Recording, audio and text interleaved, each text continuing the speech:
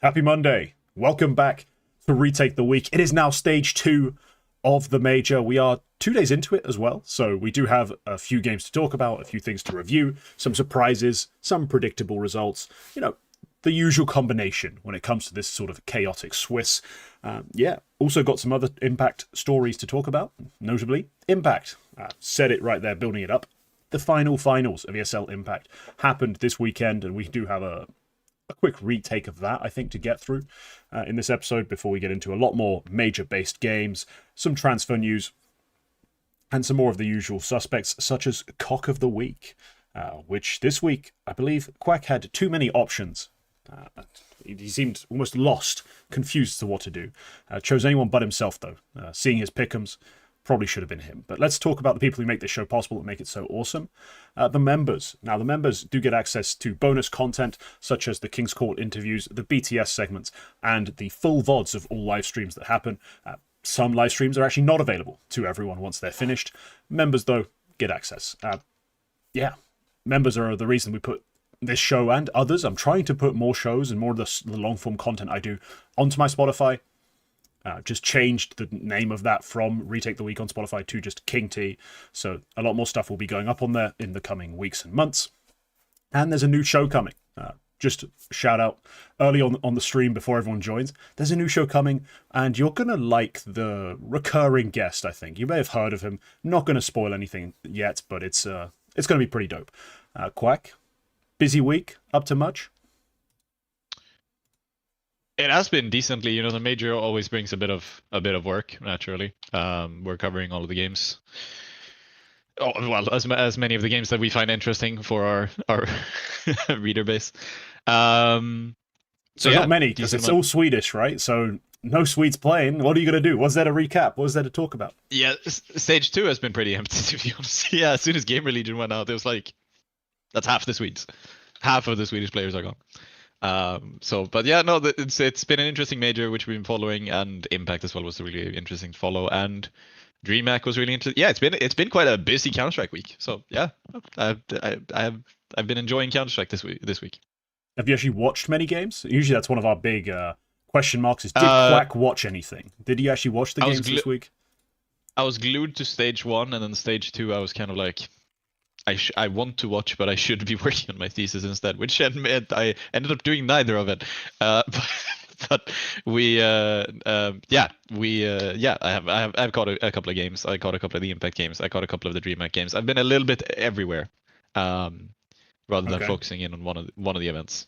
I don't think we've even put DreamHack in the show notes because honestly, the result was not that interesting. Yeah, no. Yeah, the result. We can do that really quick now. Monty are going to ESL Pro League. That was about the only interesting thing that happened. Which is by itself pretty cool. Like Monty with Ryu, Azuwu, some pretty talented up and coming players. Like Ryu especially, we've never really seen him on a big deal roster. Like Azuwu got a brief flash with Saw, who of course are always loaded and at the forefront of everyone's minds. But otherwise, there wasn't really a whole lot to note, right? Like the event, when you look through the brackets, like I would have loved an upset run from Kono. Nothing happened. They made it to the top 16 and then just went out. Like they made it to HLTV coverage, then went out. Like there wasn't that much to actually talk about in terms of shocks. Yeah, Monty's upset run is pretty much the only upset run here, which is that noteworthy, and it's not that exciting. Like I'm not super excited about. It's cool that Monty get to go to ESL Pro League, but I maybe would have preferred like Foot or OG or Inner Circle to do it instead. But hey, congrats to them.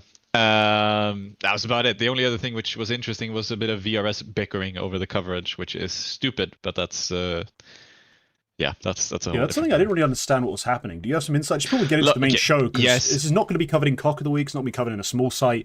I didn't know what the hell was going on. I just saw some people talk about DreamHack Knockout. What actually was happening? What was the discussion? The bickering was why was this event with so many notable teams only covered from round of 16 onwards instead of covering the group stage with all 39 teams? And the answer is because the group stage was ass. You had you had 10 groups of 4 teams. One of them had 3 because there were 39 teams, but 10 groups of 4 teams. Top 2 make it through of each group to playoffs, which is a single elimination bracket made for 32 teams. So most teams got a bye into the round of 16. and Right. an unlucky 8 teams had to play a round of 32 game. So HLTV just didn't cover the round of 32. That's the entire bickering. But people didn't realize that because they didn't know the format of DreamHack before the events. Everybody was like, how can they only cover the round of 16? There's going to be so many teams in the round of 32 who are actually notable, who deserve to have these games. Yada, yada, yada. We hate HLTV, which is a little bit of a shut the fuck up, in my opinion. You don't know what you're talking about. So that's... Okay. There's been bickering about that, which is stupid, and I know I don't really want to go into it further than that, but that was about it. Okay, well, with that explained, that addressed, let's get into the real meat and potatoes of this show. We're going to start with a retake of Stage 1. And yeah, did we get Stage 1 right, is the question here, Quack? Because Stage 1 was a bit of a mess. I don't know about you and your pickems. I don't know about... sort of how you felt about the whole Stage 1. Like, I usually do a thing where if Pick'em ends and I'm like, oh, if I picked a team to go 3-0 and they went through 3-1 or 3-2, or if I picked a team to go 3-1, 3-2 or 3-0 and they go 3-0 instead, I'm happy still. Like, I feel like I kind of had the right vibe. Like, did you end up happy with the way you foresaw Stage 1 playing out? I think for what we talked about on the show, I think we floated 5 candidates for the 0-3 spot, and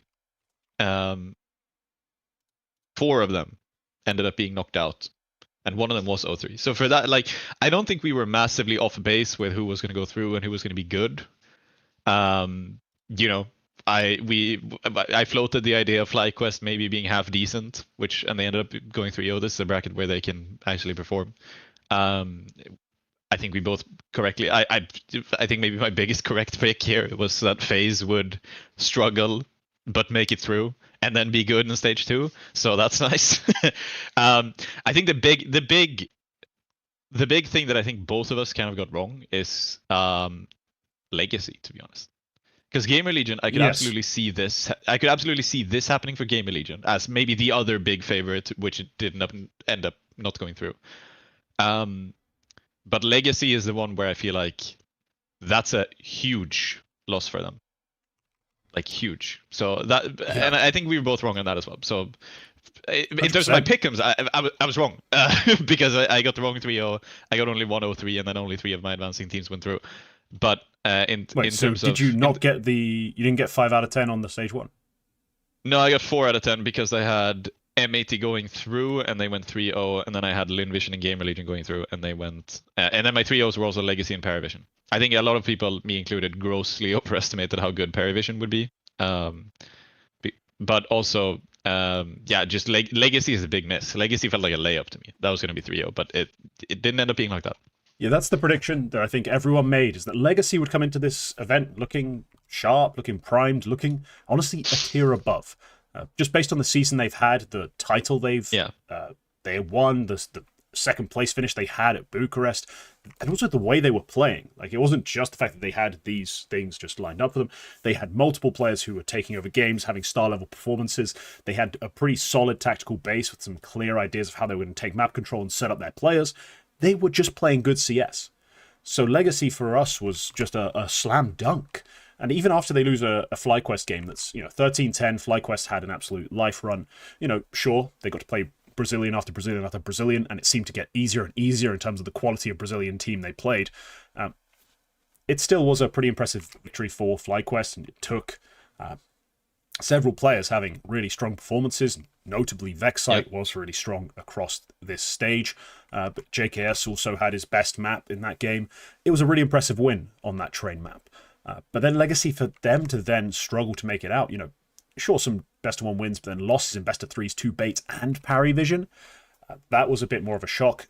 To go from 2-1 to 2-3 to sort of do the fraudulent thing of winning best of 1s, losing best of 3s, we didn't expect from a team who have won so many big best of 3s on big stages against legit teams.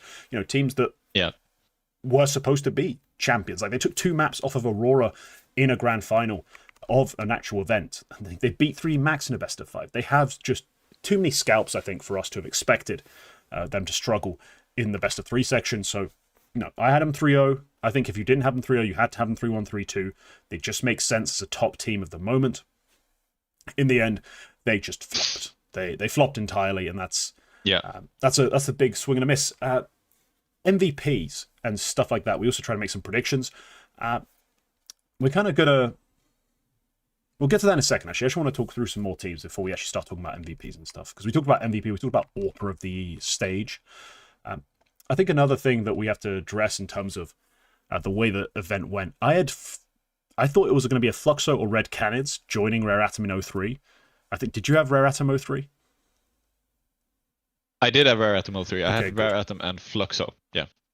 Yeah, you were sensible in that in stage 1 and in terms of your 03 and 30 picks, I think. But the way Fluxo,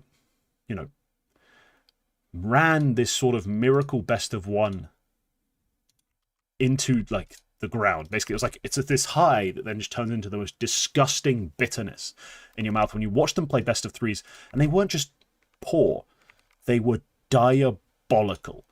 They played some of the worst CS I've ever seen, and it took until FaZe, who have been trying to get eliminated all event, like to this point, it took FaZe for them to even get a map in the best of 3s. Honestly, it feels like just kind of gross. I don't know about you, but watching them get demolished by Legacy, demolished by NIP, and then finally actually give FaZe a shocking game. I hated everything about it. And we'll get to NRG, the other 2-0 fraud. But my God, Fluxo, what was that? Why waste our time with those best of 1 performances if you're just going to play that in the 2-0 and 2-1 game? Fluxo looked so dire in the games that I watched them. It was impressive to make it to 2-0. But I was not at all impressed by how they played against NIP, and I was obviously not impressed by how they played against FaZe, as most people weren't, despite going 10-4 up on Mirage and then dropping that 10-13. Yeah, no, I think in a way it's a little bit expected, because I think the pattern when you see teams that end up going 2-0 and then go 2-3, for me a lot of the time what they're lacking is the higher floor. For me that was the difference maker why FlyQuest managed to actually make it work this time, because they've actually rectified some of their issues with having a low floor. They have JKS coming in instead of Lias, who was a bit of a liability. They have Netic, and who can actually fire pretty well, and Ins, who is no longer like a load-bearing pillar of fragging on this team. So with that, it was kind of like, okay, I could sort of see why the change went from 2-0 to 2-3, as is the pattern for FlyQuest usually. Why they now managed to complete that best of 3 in the 2-0 bracket. And for Fluxo, I sort of see, okay, no, but they have a pretty weak floor, because I don't think Kai, Decently, or even Lukowski, and especially Art provide that high of a floor on this team. And so that way I can kind of see why this happened. In that way, why they're dropping games that, based on those best of 1 performances, they maybe shouldn't have been dropping. Maybe, but I was not all impressed. I can't say Art impressed me either. Like I feel like one of the strong pieces of this team should be Art, and should be maybe not necessarily even it shouldn't be great calling, but it should be serviceable. Like he's still a tier 1, tier 1 caller who has been revered almost for his creative tactics over years, and it feels like Fluxo was just a bit of a mess, and I didn't feel that they were winning off of great tactics when they were winning maps and rounds against FaZe or NIP, and it was a bit Jesus. That's what I felt about Fluxo, to be honest.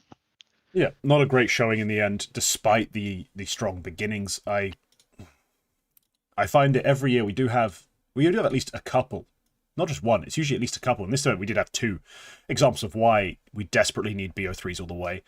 Best of 1 merchants just screw everything up. Let's be real. They just screw everything up in terms of what you'd want to happen, what you'd expect to happen, sort of teams you'd expect to see playing each other in the later games, later stages. I mean, Paravision and Game Allegiance face each other in a 1-2 off the back of just a nightmare set of best of 1s. It's just not very fun for us as a spectator, expecting the best teams to come out. And NRG, the other team that did this sort of fluke bollocks run, they took Overpass off of NIP with a crazy 170 rated exotic performance. They then took Dust 2 from FaZe, and a part of that did still feel like FaZe are just kind of bad. At that point, FaZe just played to the level. Like, they just matched NRG's level, and that was awful to watch. But then, yeah, they got crushed by M80. They took a map off at Fnatic, which I thought was surprising, but then lost that series in straight maps, and then just got dominated by Imperial. So NRG as well, with a bit of false hope for the North American scene that they were actually going to be a legit, strong roster. I don't think they've imported enough Europeans yet. I don't know about you, but they just need more help. They do. Sort of contrary to my own point, I feel like NRG are not a team which should have gone 2-0 to 2-3 because I think they have a decently solid floor. I guess maybe Daps is a liability in a best of 3. That was probably, you could probably give them an excuse, like a pass. In Yeah. the sense that they did have Daps filling in. But I'm not gonna look. Daps still his opening game was his best land map of all time. That's oh sorry, no, the second map, the map against FaZe, I think. No, sorry, it was the opening map against Fnatic. That was the one. That Mirage map was his best rated map in his entire career. So, and it's still like they were still winning maps with him, but they didn't take a map off of Imperial in the final matchup. They didn't take a map off of M80, which I feel like like M80 are strong. But if you were doing that well in the best of ones, beating FaZe and beating NIP, you maybe honestly should have taken a map off of M80 in that domestic game. Maybe at least brought it close. Like it did for that. I felt like, is Daps that big of an excuse? How much more was Nitro really going to bring? Daps is an experienced caller. Like it's not like you. Sometimes you throw the coach into a team and it's like, this guy hasn't even been in IGL. This guy is just, he was a support player and then turned coach, or maybe somebody who barely played at all. Like sometimes it's an assistant coach or something like that. Daps is one of the more tenured coaches when it comes to actually having played the IGL role. So how much did you really lose? He knows the system. He's been here for years with this team. They do still have players I think are pretty solid. I feel like if I'm having this floor conversation, NRG are a bit of an exception to that, because I do feel like Exotic would have been the weakness here, to be honest. Out of all the players, I feel like Exotic would have been the weakness. He played fine in all 3 of those best of 3s. Like relative to his teammates, he played fine. It's not like they were absolutely bombing out with Exotic being dog shit. But you just weren't getting enough output out of any of the 4 players who I think should be better than, if nothing else, they should be better than, the 3 worst players on Imperial. So, where? I mean, how much can I can't argue too much from an individual. Like, you've got this whole thing you've now decided on the floor of a team mattering so much. I don't see I think there's a vision in your mind that I've never personally witnessed.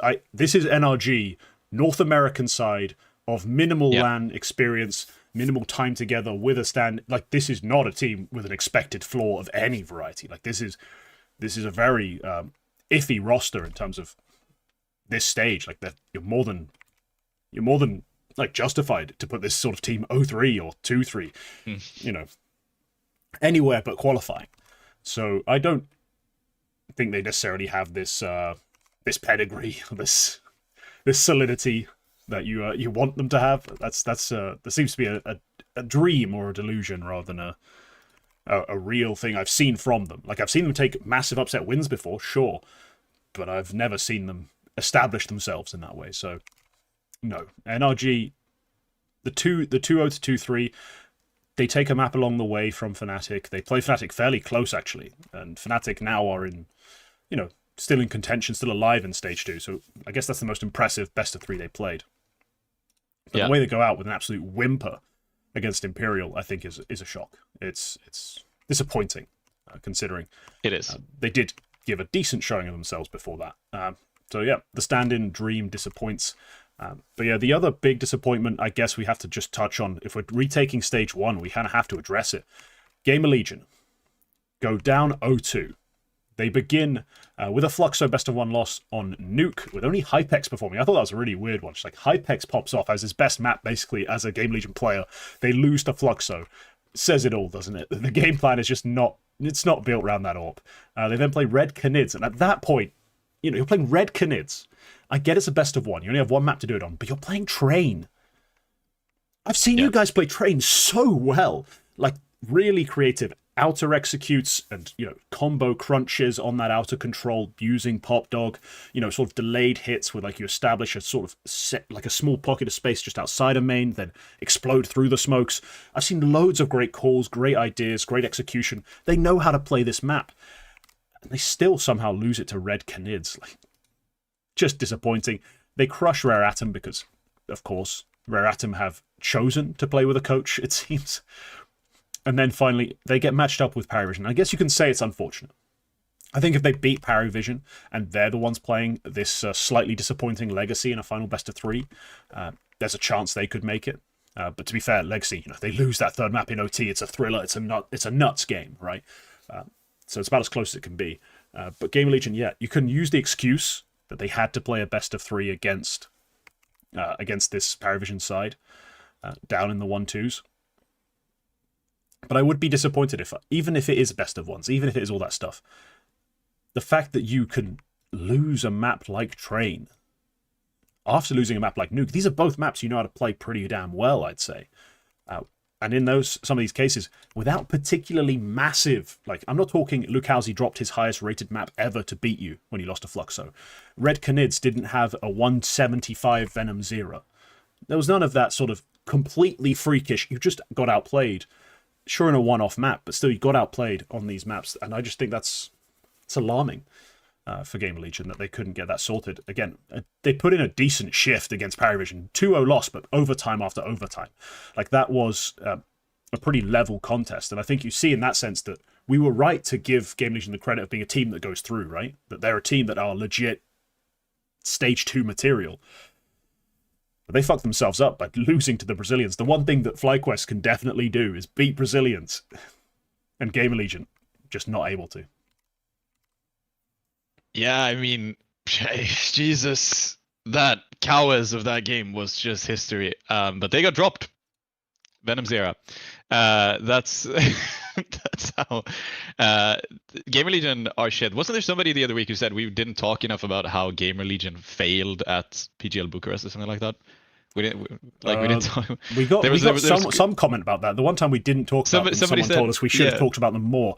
Bucharest, they were top 4. Like, it was fine. Like, it's a roughly, like, compared to the field at Bucharest, Gamer Legion finishing 4th is like how they should have finished.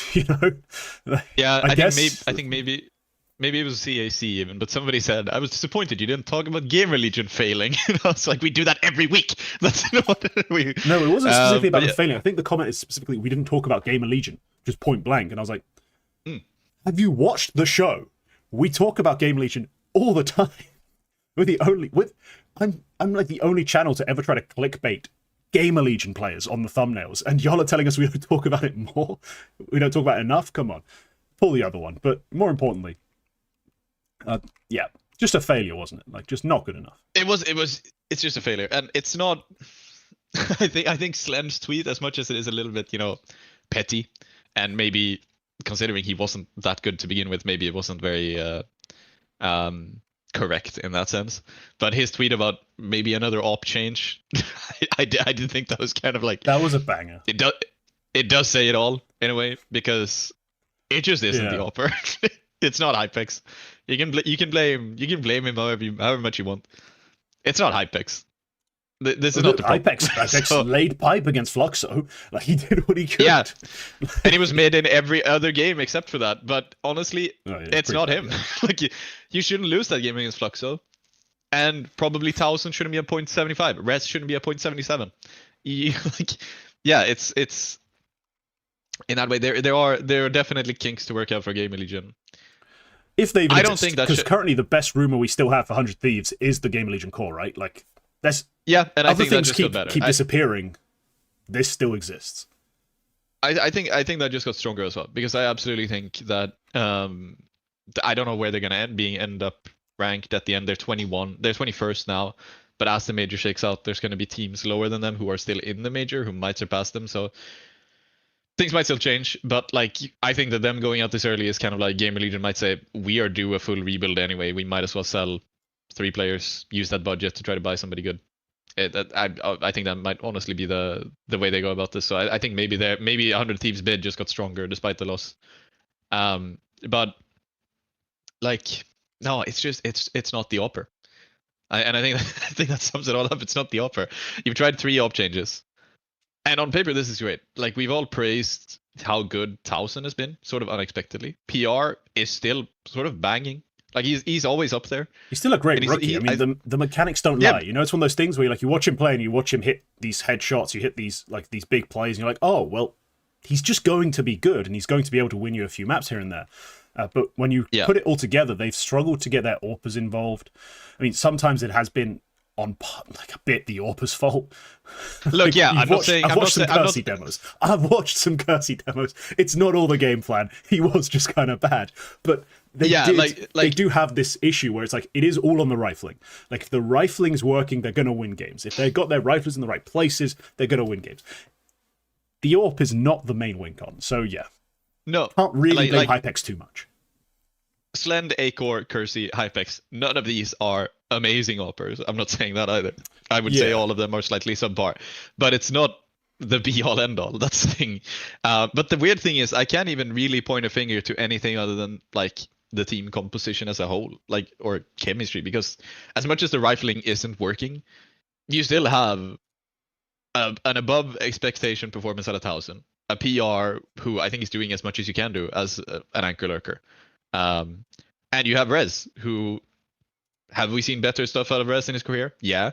But he's not, like, we have also seen worse stuff out of Rez out of his career. He's doing a decent job. All for the same team as well. Yeah. So then I'm kind of like, is it ZTR? Can we say that? Is it the ZTR Ash combo? They seem to have been really happy with the ZTR Ash combo since they got rid of Snacks, basically. He said that ZTR is very similar to Shui, which was a very successful partnership. How much can we really pin on that? So what the fuck is going on? Like, if the rifling is quote unquote not working, what exactly is? I can't really put my finger to. They need to bench Res 1000 or PR for someone like X, Y, and Z. I can't really do that. So maybe they just do a full rebuild, like sell the rifles you have to a team who are willing to work with them and see a vision for them, and use that budget, which is probably huge for Gamer Legion. I don't know what kind of money 100 Thieves are working with, but they seem to be very keen on buying out a high-ranked core. So I have to assume they have millions to spend. That would be huge for Gamer Legion to, you know, try to pick up good pieces and try to create a new team and sort of start from scratch, maybe. So yeah, I think maybe that's the play, and I think maybe that's going to be one of the teams who move the most over the off season. Yeah, quite likely. Yes, let's wrap up our stage 1 sort of quick recap there, like in terms of the main teams and everything else that happened.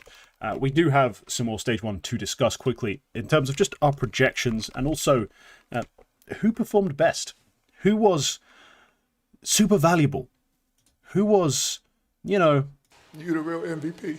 The real MVP. That's the real question. We, of course, have some of our highest rated riflers, all the big name stars, the stats leaders to talk about in terms of MVP performance. It was a shocking FlyQuest run that ends with, you know, Vexite with a 164. He only played 4 maps, you know, versus relatively weak teams that they stomped. Like, it, in terms of conversations about who the real actual MVP is, I think there's a lot of different ways you can actually take this. I do like the Casper Sky pick. Personally, like, I think he had a crazy good run. He does, like, really lead the way in terms of the way NIP like to play and they want to approach a lot of their T sides. It does come down to, you know, those hard hits, and he's the main guy converting on them, either leading the way or like the main guy mopping up all the trades if the point of attack was slightly off. Like if it's just the second point of attack that takes more aggro, he's trading out. Yeah, Casper's guy for me was fantastic. Like, he was impactful in all the ways I needed him to be for this NIP side to function. I do think Vexite's a great pick. I think for me, an underrated pick, because I've seen, just looking at chat, some people have got some picks in there, Cielo, Vexite. No one's mentioning Kensizor. Bait don't make it through this if we don't get this Kensizor. So for me, those are two pretty interesting picks in terms of just the main stats leader, riflers, aggressive riflers, all of them. Like, all the aggro riflers pretty much topping the boards here. Lake as well, not too far off the pace. Quack, who do you prefer out of these guys? I mean, not necessarily have to be your MVP. We can get into some more, like, esoteric choices in a minute. But who do you like the look of? Who did you think impressed you? we did predictions last week for who we thought was going to be the MVP, and I was this close to mentioning Casper Sky, but I didn't quite believe in him as a major rookie. I thought maybe there was going to be a like a downshift from him because of that. But he is like the most consistent output player on an IP. So I think that's super impressive. Then again, like I don't think I'm not even sure they make it through stage 1 without Casper Sky performing the way he did. Because he was solid. He was solid in all 4 of the games they played, but there were also other performances which were good and up there. I think Kansas is also a great pick. Like Kansas is genuinely a great pick. Vexite, was surprisingly good as well. Like it was. Yeah. I mentioned it just statistically, like the drop in opening attempts helping, because before he was in a psychotic sort of space. It was 38% plus. And that was sometimes even across both halves, not just the T half. He was taking way too much on. And this event, they drop it down to like 28%. Some of the load goes off towards... MPL takes a few more openers. And I want to check. I need to check the actual team stats, who the other player was really taking a few more openings compared to what they typically would on that T side. Alex. It was Alex. The IGL actually stepping in a little bit, getting some work done. So they took some of the overall workload off him, and he was just freed up and actually hit way more shots, had some crazy impactful rounds. That's true. So I think that's a valid pick as well. Like you said, they don't make it through without this Kansas Or, because we've been talking about this Kansas Or not really being here for bait a lot of the time, but he showed up. Vexite deserves praise as well, just from being good. But as the MVP of the whole stage, I do kind of hamper it because of the opposition. I think the player I predicted from last week is probably, honestly, my real MVP of this stage, because it is Jame. He is the top performer for Perivision. He's just bringing, like, I think all of the rookies performed very impressively. CLO especially, but like I also think CLO gets off to a great best of 1 start, but then the best of 3s, man, you needed every inch of everyone in that final best of 3, and especially that last map where Nota, notably on Dust 2, is having his best game of the event. They needed all of that, and part of the reason they get all that, it pulled out of them, I think, by Jame. I think that's part of the reason why you're going to give him that credit. He's a 115 across the stage. That's not very impressive, right? That's forgettable statistically. We've got a bunch of players up in the 130s, 140s. Shit, Vexite's what, like a 160? But James' ability to lead, the fact that he stepped up in those big series towards the end, I think he deserves a real shout for the real MVP.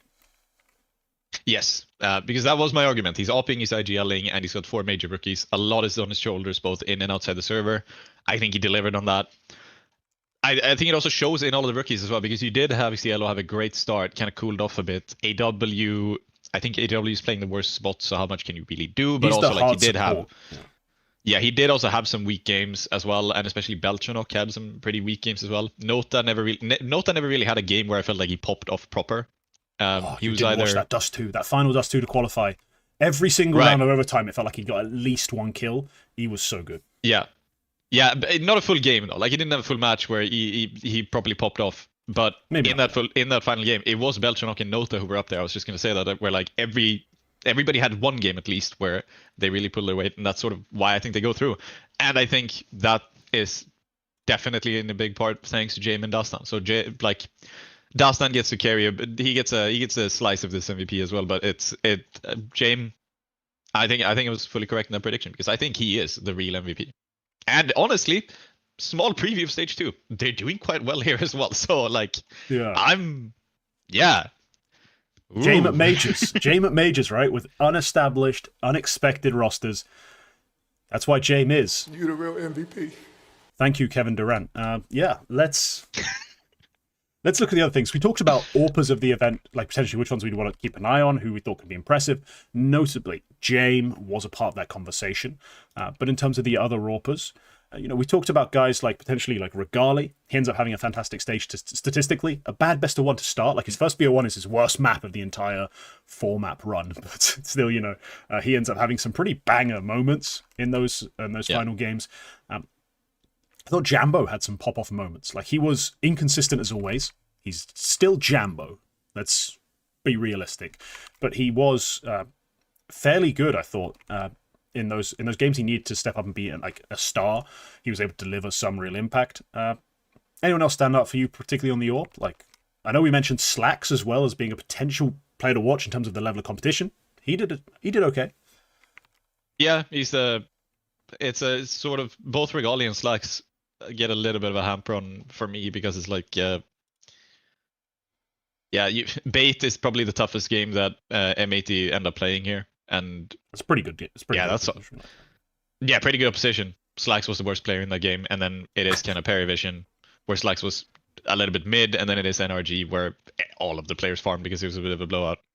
Meh. Regali is kind of the same thing, where like, yeah, impressive in the first Legacy game, but it was also, he was sub 1.0 in that Legacy game, and then he did kind of just have, you know, Imperial and Fluxo. So good job.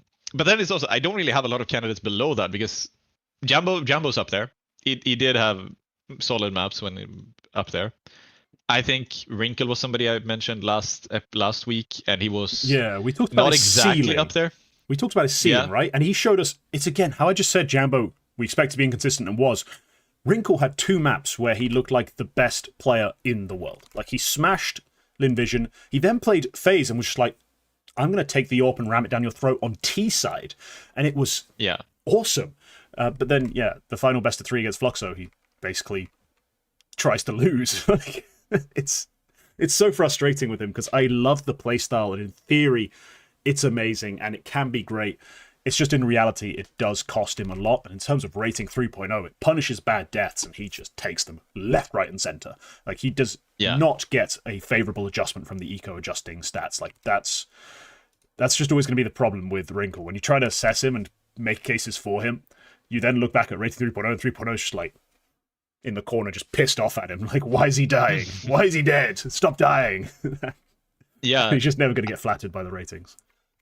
Yeah, I think relative to level of opposition, the player who stands out to me might honestly be Jame.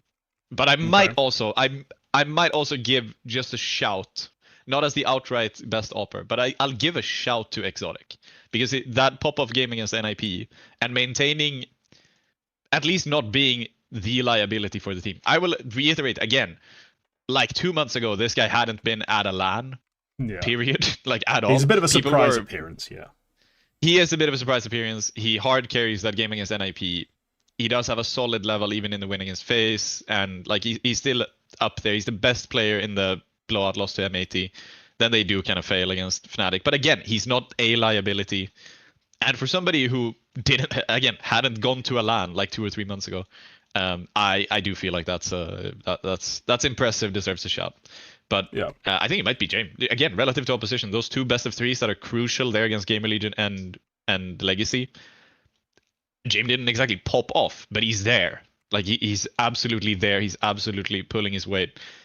Even in the close loss to Bait, he's also up there. I mean, that's solid. Yeah. Yeah, the other player that I would be tempted to include in that conversation, but realistically, when it comes to who he beat, kind of gets marked down, it's for me Try. Try did actually have a pretty solid run, like a couple of bad BO1s, and one of the BO1s he's positive.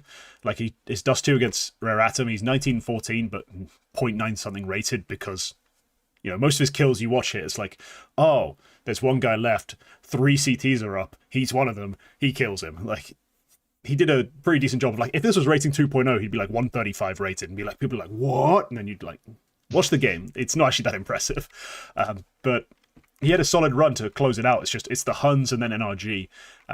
Not a crazy sort of level of opposition. So no, I think you can honestly give Jame the credit. He even leads the stage in AWP kills per round. He might be the AWPer of stage 1 as well as the MVP.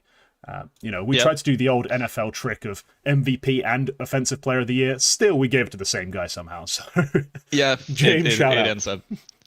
Yeah, it's weird because the big pop. I think we just had great team performances, or rather, we either had good team performances or a team where all players were inconsistent because there's no relative, like, the big standout performances we have. I guess maybe it is just X Casper Sky, and then the rest are kind of like, well, you kind of had layup games. Like, you kind of had you had blowout games against weak teams.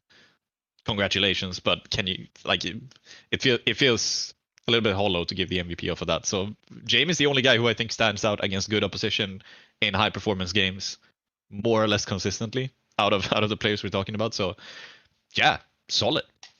Okay. Yeah, that brings us to stage 2, though. And stage 2 has been surprising in its own ways. You know, we had our projections made, our picks locked in, our pickems. But stage 2 has proved, I mean, testy for some who made some absolutely quack-headed fucking decisions in terms of what they'd place where. I noticed an MIBR pick that was ill-informed, let's put it that way. Fire your pickems advisor, as it were. But Yeah. look, stage 2 had some legitimate surprises. I don't think anyone predicted Na'Vi and FaZe to be our 3-0 teams, even if it's the sort of thing where we're like, technically on paper, when you look at the stage and who these teams are and where they've been ranked throughout the year, you're like, they should be, you know, frozen twists. Like you should be in the conversation for 3-0, but we know that's not true. We saw how much they struggled in stage 1. They finally get it done in a best of 3 win against a team that's just been disappointing, like in their own right, just to make it through. And then they come to this stage and all of a sudden everything's fine. Everything works out. They play a pair of best of 1s that were fairly tough. Like they beat Passion UA on Dust 2 with a great Brokey performance. They beat Aurora on Dust 2 with twists and noticeably a big step up from Jacob in that game. And then they play a best of 3 against NIP, which is overtime. As much as people want to, I mean, I've seen there's been a bit of clownery, a bit of shit talking about my NIP nuke video already because they beat them on nuke. But like that was in overtime, and it's purely because on that T side, NIP let them have it. Like NIP had the opening ideas in several rounds, the opening picks plural. Then Twist would just be like, "Oh, there's 3 people in a vague proximity near me." Bang, bang, bang. And you're like, okay, great. There you go. There's the round flipped, I guess. Fuck me. The old win condition we always talk about with FaZe came really like back into life here, like roaring. It's twists, it's frozen, and now Jacob is just playing some of his best CS. Like, am I going crazy? Like, Jacob has not been performing like this, but he's playing the same sort of roles. His CT roles are still hard anchoring. He's still struggling to play effectively. Like, in that sense, he's no shush. But then on the T side, he's doing better on his hard entries, and when he's playing just in the pack, he's finding more trade kills, finding more impact, hitting more headshots. This kind of FaZe is a FaZe you can believe in making playoffs, right? Like, I'm not trying to be too hyperbolic, but they beat legit opposition in this one, even if there are a couple of BO1s thrown in. That NIP side are nothing to sniff at. I think this is going to look like a really good run when NIP inevitably go 3-1. Watch them now go out 2-3, of course. This is a really different looking team, and this is a team that I think seems to have figured out at least the majority of what they had going wrong. Because the big problem, the big question, Brokey's still not fixed. Brokey's still sat in that corner, like on the cuck chair, watching everyone else fuck. Like, he had one BO1. Aside from that, he's still bad. But everyone else, he's on it. Like, you can say that about every other player. Like, they're just on point right now. And they're dangerous. Super dangerous. They are indeed. I'll take the wins where I can get them. I knew exactly this was going to happen. I honestly didn't think they were going to go 3-0. I thought they were going to go 3-1 in stage 2. They were going to warm into this tournament 100%. And I said it several times ahead of the major. I didn't expect it was going to be that dire in stage 1. I didn't expect they were going to be this good in stage 2. But yeah, it's a lot of credit to the team. And I think Kerrigan said as much. He said as much, where it was like, in some interview they were asked, like, how do you feel about entering the major in the first stage? And they were like, this is really good. Like, this, he was like, this might be a blessing for us because we actually get to like spend the few first games to fix our issues, and then we go into stage 2 with, you know, a lot of work done under pressure in those games. But I think in a way they're playing without pressure. As much as the community will have a lot of pressure in FaZe, it does sound like, reading Kerrigan's interview with HLTV, that they've kind of written off 2025, which is maybe a mentality that they're going to change in the next stage. But it's I don't think they have to write off 2025. It's classic FaZe though, isn't it? Like, everything's going wrong. People are calling for these changes, and now we come to a major in which, like, okay, we're going to start figuring certain things out. Now, I do agree that they actually are sort of built to be better next year. You know, integrating a new young piece. The fact that they still have question marks at the York position. Like, if you go into 2026 with Brokey, firstly, FaZe, come on, bud. Like, could have tried. Kerrigan will say in January, it's not about 2026 anymore. But also, this year did become a write-off when it never glued and never gelled with Elige. Like, that was the big thing for this year. and it never made sense. It never became whole. There was always the overlaps between him and Rain. They didn't see eye to eye on how the game should be called and how the game should be played. I did say when Jacob comes in, I feel like this is a more balanced team and it makes more sense. Especially combined with the Twists edition. Just talking Jacob, Twist, Frozen just made more sense than Rain, Elige, Frozen. So I thought they were in a good spot in that sense. It's taken a while to start looking like they could play that way and play this well, but they are. And I think Jacob's, after stage 1, we had questions about how he was adjusting, how he was fitting in. They still hadn't seemed to have solved their problems. Now, I'm not saying it's all done and it's all fine, but he's at least shown that the proof of concept, it's there. Like, this Jacob can play those roles fairly well. CT side can still be a bit of a question. T side's starting to mesh quite nicely. When you have playmakers like Frozen and Twist, because let's be real, stage 1, some of the maps and some of the rounds they won, some of it in stage 2 too, as well. It's just Frozen and Twists in like isolated positions, making one-up plays, heads-up plays. Like Frozen, for example, just, he played, I think he was playing like Secret towards the stairs on Nuke outside at some point, or he's somewhere else on Nuke in one of their best ones. And he just kind of walks out, takes a fight, converts it like in 3 bullets with an M4A1. Someone else peeks him, also converts that in 3 bullets. You're like, oh, well, that's how you're going to win rounds. If things aren't making sense, things aren't gelling, please, Frozen, go just kill 2 people. That kind of was how the team felt. It still feels like they're sort of doing that, but doing it to a more extreme level and with a Jacob who's actually along for the ride. So I think it's a pretty good start, pretty good run. We'll see how it lasts in stage 3, but this has been impressive. Yeah, it's really interesting because I felt like the strength of Jacob watching the games is that he's trading a lot more, or rather he's being traded a lot more. But those stats have also actually really gone down in the stage 2, which I think is just that he's winning those fights now. He doesn't need to be traded. It's not as bad. Yeah, basically he's been not as bad. Yeah. Even when he was losing a lot of duels in stage 1, I did feel like, okay, but that was an unfavorable duel and Twist was right behind you to trade you. Solid. That's you've done a job at the very least, even if it's maybe not intended. Now he's more so like he's starting to win those fights. He's starting to win a lot of those more early round fights, opening attempts. He's starting to convert a lot of them. And look, the fact that they have one more rifler to do it, yeah, that might be the difference between not going through here and potentially making playoffs. Because you're not crazy to say that. We didn't mention, they did beat Aurora. And Aurora are a team which are definitely a playoff contender, being the, at the moment, I think 8th ranked team in the world. They are facing elimination. Yeah. Valve have them 5th. Yeah, Valve loves that Bucharest win. Look, dude, the fact of the matter is that Aurora, probably ahead of the major, should have been in playoffs. Like a lot of people would have put them in playoffs. They were definitely on the cusp of it. They were definitely higher than FaZe, in any case. So yeah, this FaZe can absolutely be in playoffs. Can absolutely, but the other team we have to talk about, Na'Vi. I believe Na'Vi were going through this stage no matter what. I had zero doubt in my mind they were coming through stage 2. The thing is, I didn't think they had this ability. To be fair, they did get some nice matchups, but the ability to win these best of ones so comfortably, I didn't quite see happening. But Bit fucking wrecked FlyQuest. Did you watch that game? Like, oh my god. No. Just watch Bit's POV. It won't last very long. It's 15 rounds, and he just smokes them. Absolutely unreal how sharp he looks in that game. Wonderful, just kind of played well in all their games so far. Yeah, he's the one who absolutely dicks Imperial himself.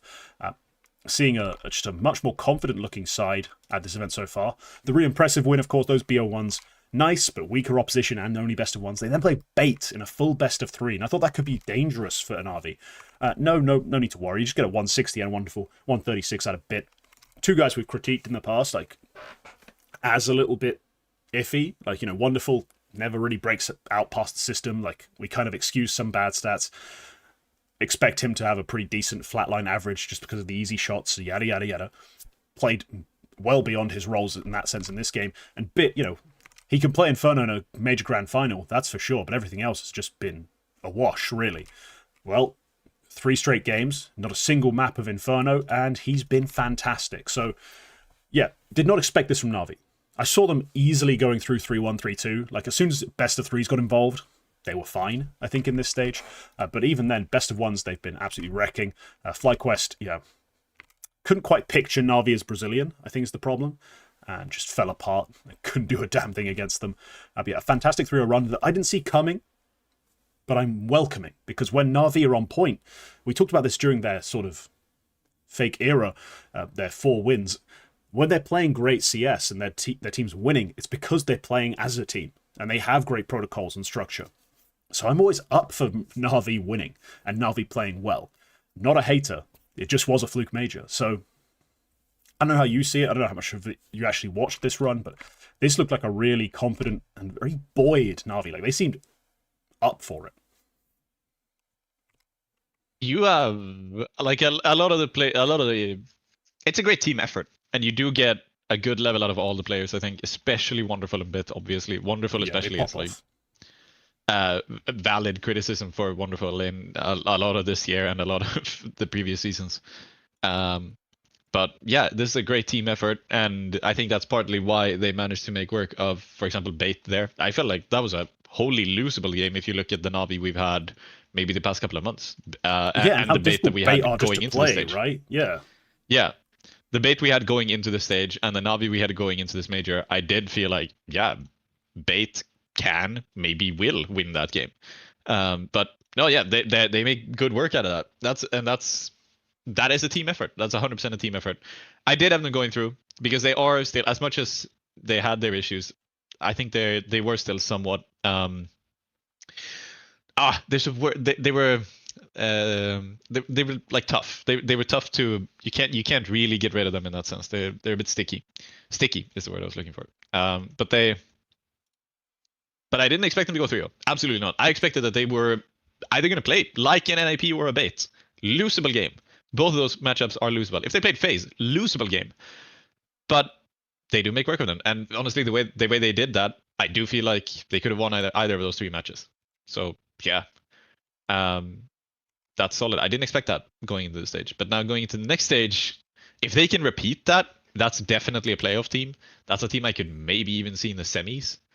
But if they play this tight, this like proper, and Bits popping off, and Wonderful's playing some of his best CS, then yeah, 100% a playoff team. It'll be matchup dependent at that point, as it always is with a major. You have to see who they're actually going to match up with, because I still don't see them beating the Fury or the Vitality of the sort of scene. But they are really looking good here. Really looking confident. And I thought, for me, the sticking point wouldn't have been the best of 3s. Like, any of the best of 3 matchups they had here, FaZe, NIP, Bait, I think could have been tough, but I'd expect them to win it. The problem I really had with them is the best of ones, can they make it through cleanly? They not get dinged, not get just, caught out by some wild flailing tier 2, tier 3 team. And instead, they took care of the business that they needed to. And yeah, they're marching on. More surprises to talk about. I think one team that I saw collapsing into itself like this, not everyone did for some strange reason. FlyQuest, 0-3, straight home. They took a grand total of 16, 23, 25 rounds across 4 maps and just dumpstered, really. They just got thrown out. Like, insert the gif here of Nick Offerman throwing the PC in the bin. Like, they just got destroyed. Crashing back down to earth, I guess. They really did benefit from some matchup luck in that opening stage 1 sort of series of games. A lot of Brazilian teams and some overperformances, I think, from certain individuals. Rough to see them crash back down to earth, but kind of expected. Yeah, but it is also, like, even with the matchups they had in stage 1, they probably would have gone through even if they had a little bit of a tougher matchup at some point. The way they played, I do still feel like, on paper, I put them in the upper 8 of the stage 1 teams. So I thought they might get a win here. I didn't put them all 3. I thought they might get a win here against, maybe a 3D Max. Honestly, that would have been and even going into that game, that felt winnable considering how 3D Max got battered by Fnatic. So that's, it is down to earth. Yes. Maybe in the fashion it happened. I could still have seen like a FlyQuest best of 1 win against 3D Max there. I could maybe have seen a map win against Astralis, considering how close that is. I think they have a lot to be proud of in the major. Even going out 0-3. they still maybe left a little bit on the table, which I do think is a bit of shame. They were never going through, I don't think, but it's yeah. It's I didn't expect it to happen exactly in this way though. I didn't expect them to end up in 0-3. I didn't expect them to be exactly this week. So yeah, they were out essentially in the game they play against Na'Vi. They're outpunched. Like Na'Vi hit them with a colossal opening map of Train. I mean, 12-0, no T-side resistance left to really offer. Like they had nothing going for them. Like everything they tried, they got shut down by a combination of Bit and Wonderful. They then played a 3D Max team on Inferno, which is buddy. Like you guys, you had a great run of it in stage 1 in terms of your Infernos, and especially your T sides. Like you just got ripped apart. You got ripped apart. Like, it was Can I so just mention? brutal. Can I just mention, it is pretty weird that you let 3D Max have their first pick map, with their best win rate. Like that's 3D Max's first pick in best of threes. That's a map they picked. 3D Max loved and it. You let them have it in a best of one. Fnatic managed to get the ante right. The thing that FlyQuest got wrong is they don't have Blame F. Now, Blame F can do this at any given moment to any given team. Like, Blame F's a legit tier 1 superstar when he is on, you know? You guys don't have that player. Plus, you got the strats, you got the call, the ante, the setups all wrong. Yeah, just screwed. Screwed from the second it started.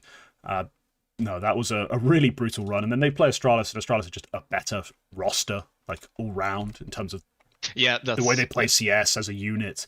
You get a good Regali on Overpass, and that helps you keep it close. But really, realistically, there's a class difference between Astralis and FlyQuest. And in a best of 3, of course, they were sent straight home. It made sense. It made sense. That's also a bit unlucky that Astralis even end up there. I think that is a surprise that we have Astralis ending up in 0-2, as much as some may have seen the NIP upset happening, and maybe seen Astralis maybe not going 3-0. I think most people would still have them going through, and I think most people would have had them not in the 0-2 pool. So that's also a little bit unlucky for FlyQuest, you know, in another time that might be a Liquid game or an Imperial game or a Tyloo game or an MIBR game. So unlucky, but yeah. Also, just you have to play the hand you dealt. I think the 3 Max game was their chance, and yeah. Yeah, they put their money on themselves. They backed themselves in terms of what worked in stage 1. It just went completely wrong. But yeah. Yeah, respect for doing that, though.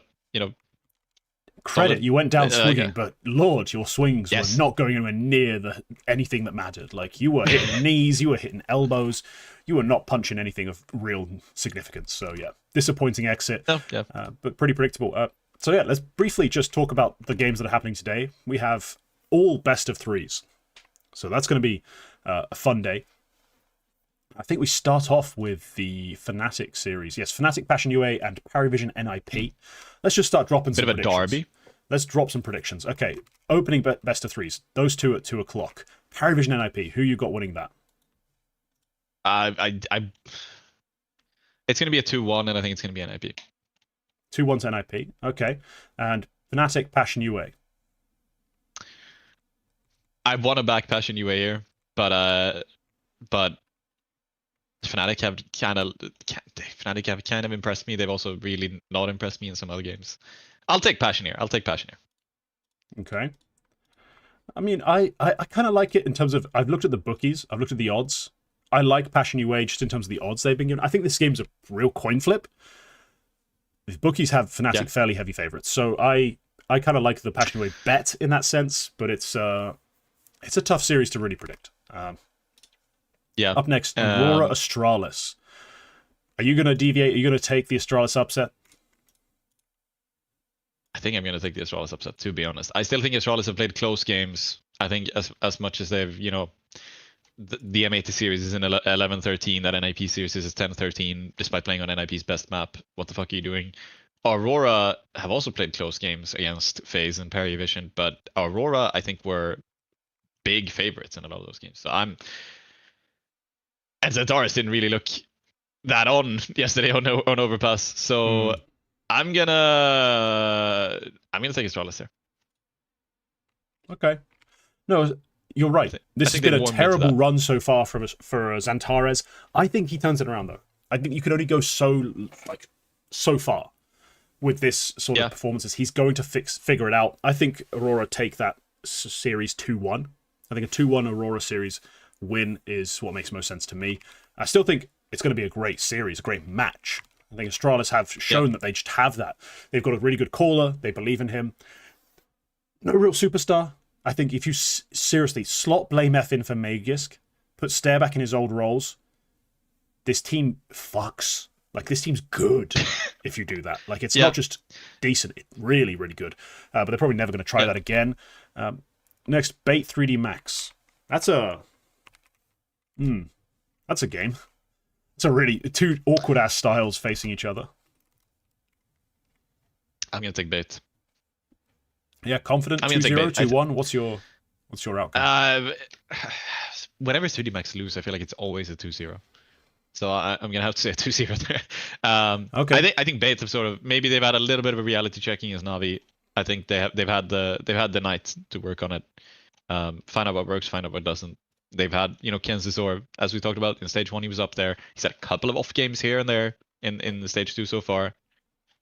With the Fnatic game and in the Navi game, he was nowhere. But I think this is the time. Okay.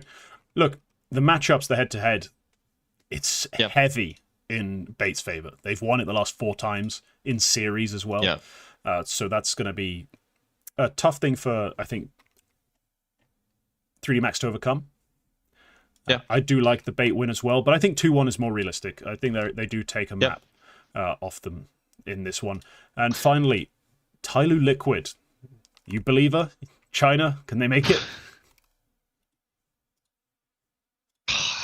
I run there's a little prediction game I do with some friends, and I did actually put Tyloo down for a 2-1, but I'm not sure I genuinely believe it. Okay. I'm not sure I genuinely believe it. I just did because I sort of need to get the points, and I need to get ahead. No. I don't know. I want Tyloo to win. That's the thing. I want them to win. Yeah, okay, I'll take it. I'll take Tyloo 2-1. Okay, it's going to be a Liquid 2-0, by the way. They're going to fucking slaughter them. And yeah, those are the games that are coming up. That concludes our segment on the major. Wasn't there one more? Imperial M80. Did I not say that one already? Oh, I skipped over it entirely. No, yes, Imperial M80. Skipped over it, yeah. I didn't realize that. Yeah, Imperial M80. How much do you think M80 are going to win by? 2-0. I knew you wouldn't. Single digits, both maps. No, okay, look, in fairness, there's one position where I think Imperial have the advantage, and it's the op. And that could play a difference. That's the thing. But, I'm a try guy. It's the only thing I can say. It's very iffy if they're actually going to have a noticeable advantage in that sense. I think Try is the more talented player. He can take over games more than Slacks does against big opposition. Doesn't mean he will. Yeah. Doesn't mean he will.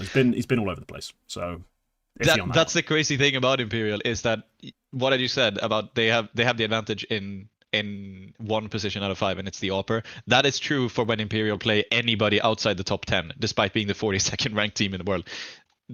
Try is just insanely. So the thing is, they almost always do. They almost always have the best Opper in the server, maybe the best player in the server, but that doesn't give them that much. Like in some games, randomly, they do just manage to win off the back of that. But it's not very common. It's not very often. So how big of an advantage is it really? I'm not sure. They're playing a solid team, but it's M80 should take it. If it might be a 2-1, but they should take it. But I do think it's going to be a 2-0. Okay, great. And I would just say about the Aurora Astralis game, maybe game of the day. It is I'm not going to say it's a coin flip because Aurora still have the advantage, but it is a pretty close. They've played each other 3 times in the fall season. And it's been an Aurora 2-1 every time. But in the last game, they played with Rugga instead of Device because of illness in Bucharest. Yeah, so it's Aurora who's just going to win. They have their number. Okay, clearly. Right.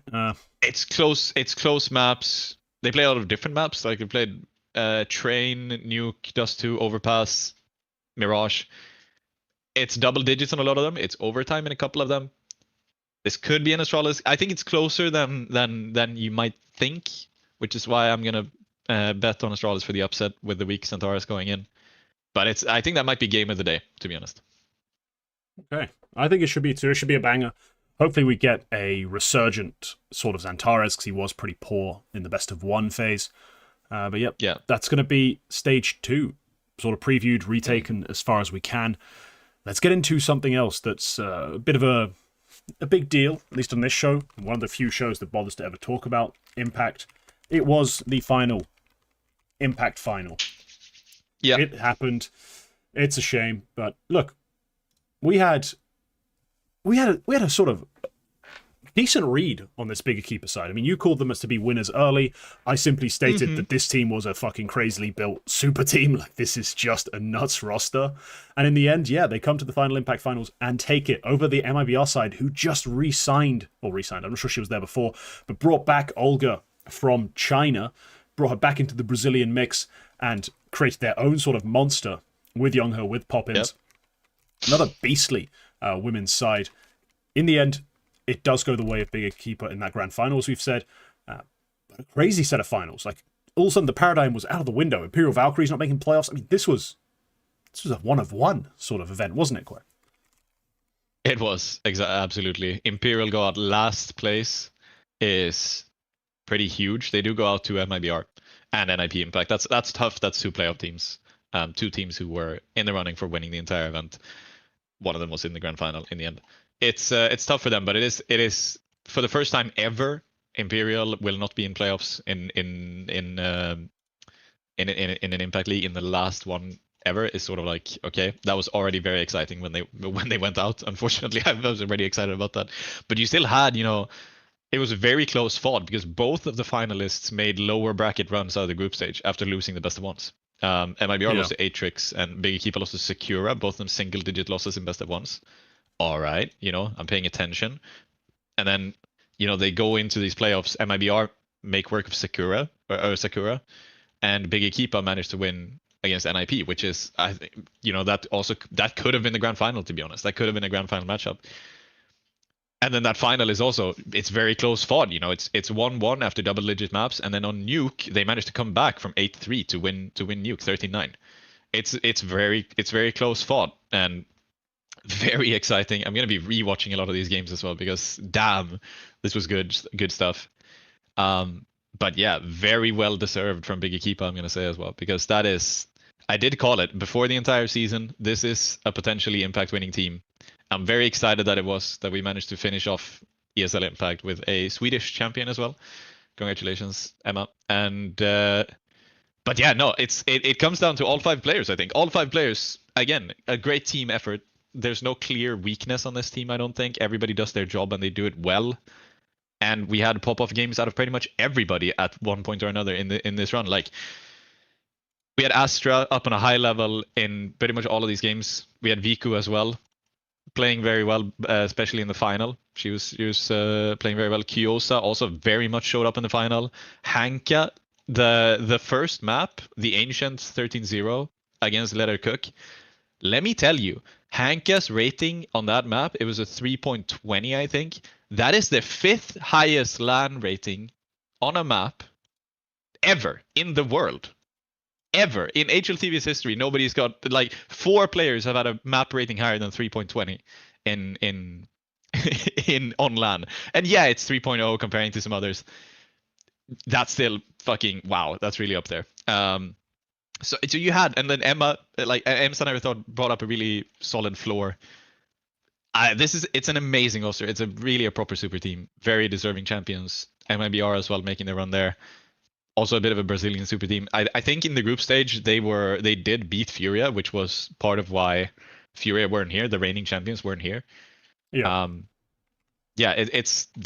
They've managed to build a really solid roster there as well, with Olga, with Gabby, with Poppins, and yeah, I do really yeah, I really like this season. This season was really good, and it was a really great finish to the era of ESL Impact.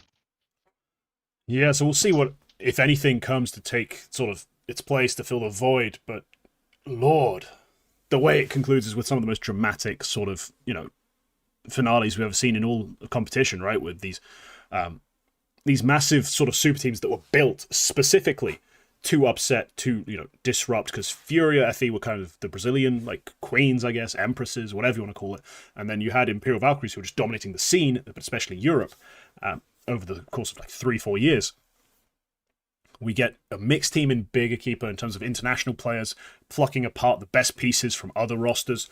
They end up being awesome in this run, despite the best of one opening loss, because this Clown Show and event still has the old DreamHack group format with the opening BO1 into lower best of 3 elimination games and stuff, just really tilting. But they still end up making the run happen. And then the other team, the team supposed to upset in Brazil, they managed to do that in the groups. We had 2 teams out of Brazil come through that weren't Furia.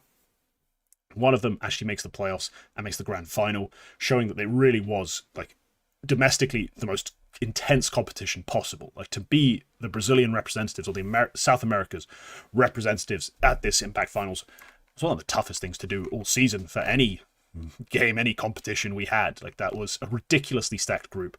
But yeah, Imperial Valkyries go home in last place, losing to MIBR FE. They win opening map 13-5, then 13-8, 13-5 losses back the other way. Olga drops a 161. Not another player on that team was above a 1.0. Like, that is the level of player that Brazil was missing while she was off playing with HSG FE for 2 years. 2 years she was contracted to that roster. And whilst they would appear at Impact Finals, they were never a real threat. She was just the one little beast they had trying to do anything. And she showed it, right? She showed why we've all so excited when she comes back. It's like, holy crap, this player can win games. 59 kills across the 3 maps, 161 rated, like just lapping the competition. She helps drive them into that playoff appearance. Gives the other players a chance to recover their form as well, because against Atrix, some of the other players step up. And then in the playoffs against Sakura, a really dangerous side from last season as well.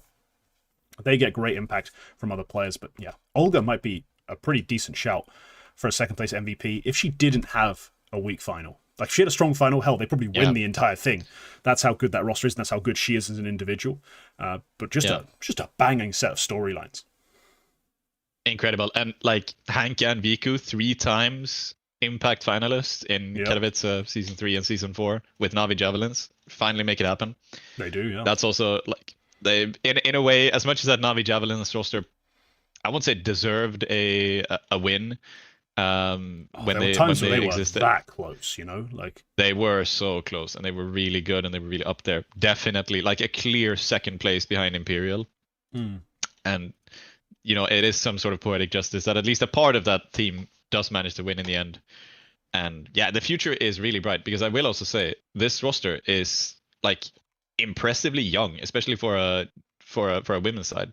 Because a lot of the time the women's players they came, you didn't really have rookies who were on academy teams when they were 15.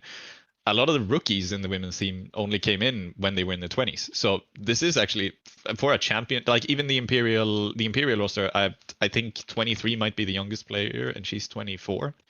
Maybe VN is younger now that I'm thinking about it. But before that, they had Zaz, who is a veteran.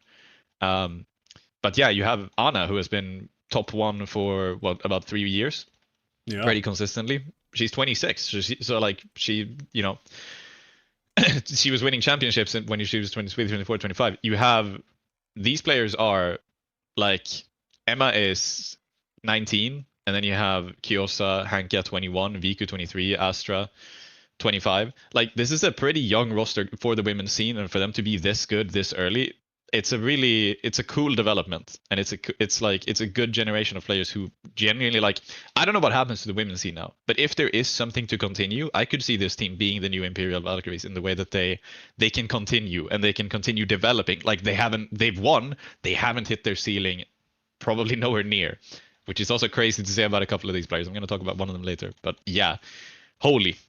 I did really enjoy that season. I did really enjoy that playoff finish.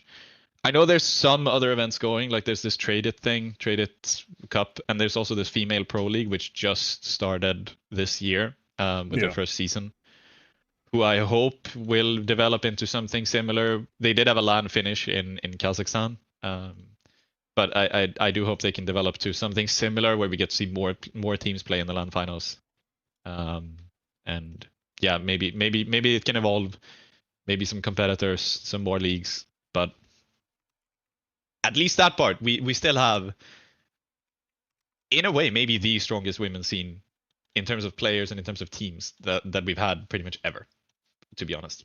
Yeah, so that's the next part of this. The question I have for you.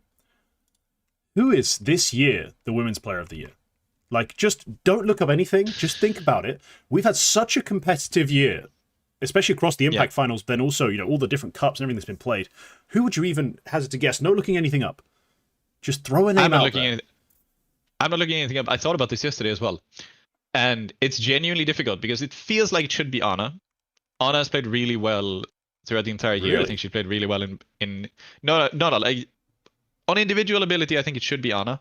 I'm not finished with that. She played really solid in the group stage. I didn't exactly check the ratings for the games they played in the group stage, but she was at least good in one of them. But they did also, like, they went out last in this season, and in spring season they went out. They didn't play the final. That was the first time they didn't play in the grand final of an Impact season. So that's like, okay, honestly, maybe she isn't the clear top one. Maybe she's up there, but I don't think she's the clear number one. I don't think she's even in the conversation this year, dude. I think you've grossly misunderstood the year. No, look. She's up there. She's gonna be like, I don't remember how many nominees they have. I know at least 3 usually are discussed, I think, by HLTV themselves. Hang on. At least Lucy does a proper top 20. She Anna does. is gonna be like, I think she in her top 20. I think she's gonna be like 3rd or 4th, and I think that's deserved. And I think she might be a nominee for the top. Like, she might be top 3 for HLTV's Women's Player of the Year. But I'm not sure I have a clear candidate. The one who's in my mind, all right, spit it is Hanka, because Hanka is an amazing player. But I'm also like, Astra is up there. I think Viku might be up there. So that's where I would like to interject, because my following of these last 2 seasons of Impact has revolved around primarily the French team that was almost so awesome, and then the fact that Astra got poached and me getting annoyed, and then Big having a super team. So when I went into the stats page to look up for women this year who's been high rated, who's played a good year, like I was looking at the 2 Impact seasons, it's a completely different list of players because it was so different in terms of who won. Just trying to see who's been consistently a top player. Astra has been fantastic. She's had a great year start to finish. She had a great year start to finish. She wins Impact. I'm not sure you'd give her the MVP for this Impact Finals. Like, no, she's a 107. That's not really a crazy run. But if you look across the year, she's just good. Yeah. On Twitter, the Impact account did post an MVP, and it was Astra. No, sorry, it was Viku. It was Viku. It definitely wasn't, because Viku ends up playing a really good year as well. Plays a really good set of finals. She doesn't play both finals though. Like, that's the one thing you always got to consider. Like, they're going to heavily favor this. I think you should as well correctly heavily favor the LAN stuff, and at LAN, there are some notable misses in terms of number of maps played for these players. So there is a completely open conversation I think you can have here. You can go a number of different ways. I still think it should be that Astra, the Astra sort of award this year, but it's going to be a real conversation. Ana for the year's a 101. She's had a but really she does have a year. lot of play. She, unlike the other players, does have a lot of play against non-impact opposition. Like we think it's just Katowice and Cluj-Napoca. They actually did play like a lot of online stuff as well, which really raised her down, like CCT stuff, Wild Games Pro Season, Tip Sport, Conquest of Prague, 3 CCT closed qualifiers, which are her lowest rated events. If we're looking at female opposition, they did win 2 female events. They did in Traded League and Female Pro League, and she's 130 plus in both of them. In Season 7, the group stage, she's 122. In Season 8, the group stage, she's 122. Why doesn't the female filter remove the men's events that they played, or the mixed events rather? It doesn't. It just counts it just filters the players which are filtered. Yeah, that shouldn't be a thing. That makes no sense. In the LAN stuff is what devalues her, and maybe I was a bit optimistic when I said she would be 3rd or 4th. I think she might be 5th or 6th because she's 108, 102 in the 2 Impact Finals events. Yeah, that's. But there's a clear separation. She's above 1.0 in all of the women's events she's played. She's above 120 in half of them, and she is like I could, if you want to keep talking a bit more, I could maybe do a proper average here, but it's no, I cannot. It's too many events. It would take ages, but I might do it after the show. She's still up there. But yeah, she's not number 1. she's not going to be number one this year, which is definitely interesting. But yeah, I am gonna have to look at this proper. I want to decide ahead of the show who I think is going to be number one. I won't do it now, but maybe I can present it next week. Then I'm gonna look at exclusively the women's events to figure that out. Yeah, no, I think it's a very complicated sort of race to separate this year. There are like notably the bigger keeper player is going to be up there. Olga's going to be back in conversations again. She made a grand final. She played more events than we expected them to play. Like she's been a fantastic player this year. You know, it's been a great impact season. Tough to decide who's going to win it, but hey, that's not our jobs. We don't have to decide. It's going to be everyone else's. We'll have our own picks, I'm sure, at the end of the year in our wrap up show. But yeah, a banger season.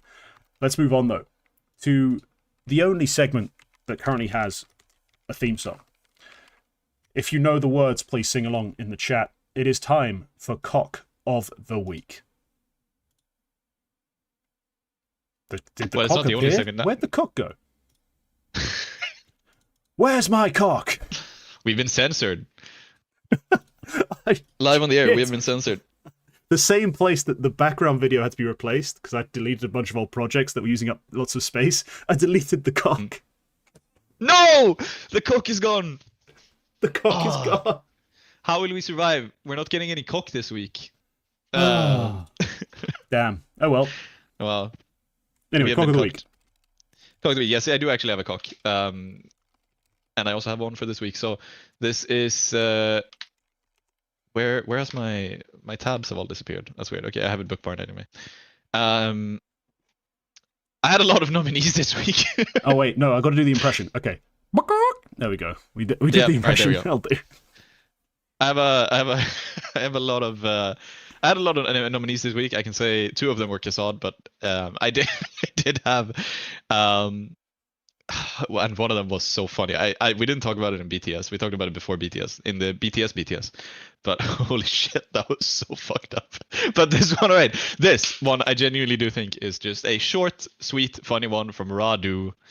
Barb Radu 93 on Twitter. After Starladder posted a little video showing all of the players' little lucky charms. You know, their little plushies, little figurines that they have on their desks while they're playing. Genuinely a fun part of esports is that you have some personality in that, and I like when light is shed on it. And I especially like. Okay, side note. I especially like the fact that Beltranok had a baby squirrel. Do you know what Beltranok means in Russian? Does it mean squirrel? Yes, a little squirrel, and he had a little squirrel. That's very, very cool. Anyway, a reply to this post is from Radu, Barb Radu 93. That's why they will never be pro, because of this childish actions. That's the most tier 1 exclusive take I've ever seen. That these players are not pro somehow. Yeah. There are players here on. I would hazard a guess. Maybe all of the players in this video are making.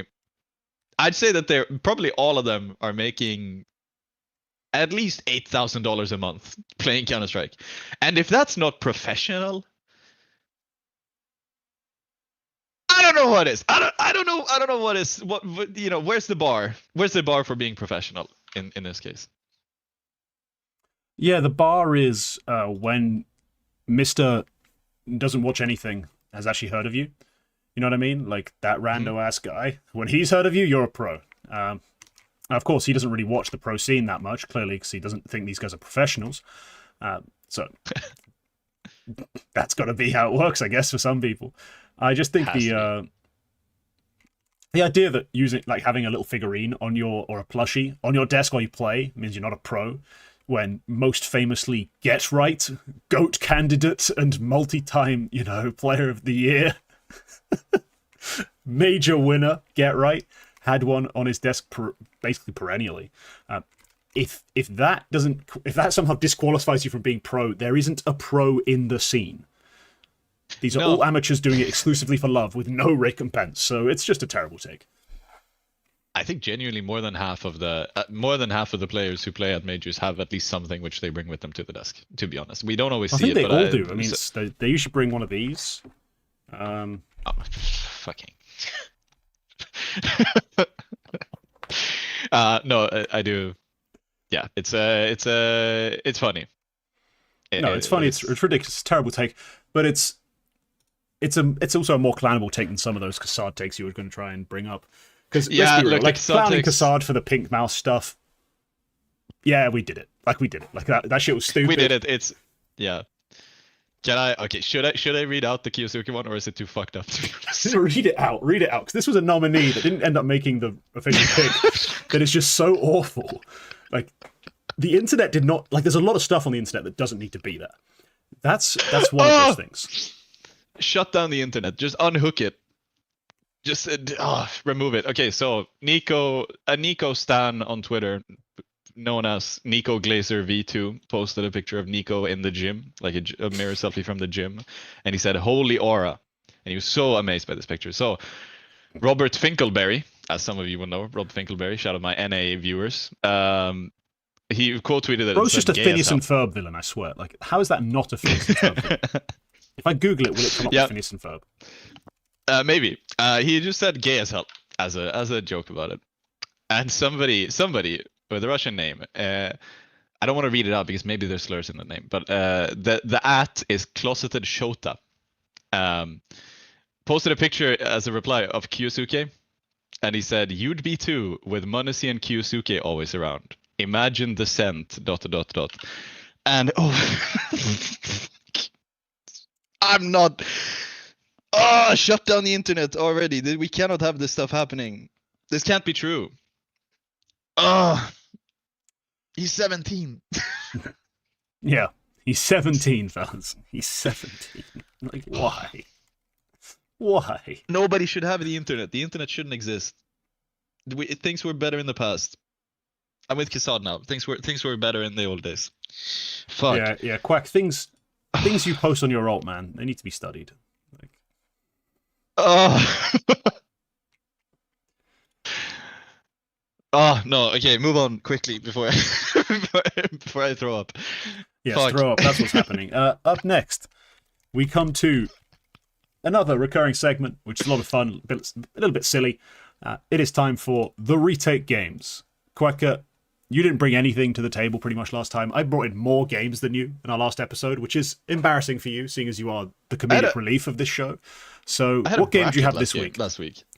This week I have even less of a game than I had last week. I have Hot or Cold. But I do have a good one for you today. So for those who don't know the game, I have picked a player or a team, which he has to guess by asking 15 questions, or rather making 15 guesses. You know, you say something, and I give you a number 0 to 100, how close you are. 100 is the correct one, 0 is Jupiter. So yeah, Okay. you're welcome to start. I picked this one because there's a path which I think you might go eventually, where there's a little bit of a connection which you might not see. So this is actually tricky. Okay. Unfortunately, I don't understand sometimes your biases entirely. So let me just think about this. Because if you were like overtly racist, I could try some things, but you're always really sneaky with it. So let's see. Which direction shall we go here? Let's say Brazil. Let's start in Brazil. I think it's low, I can say already. I'll just say 10.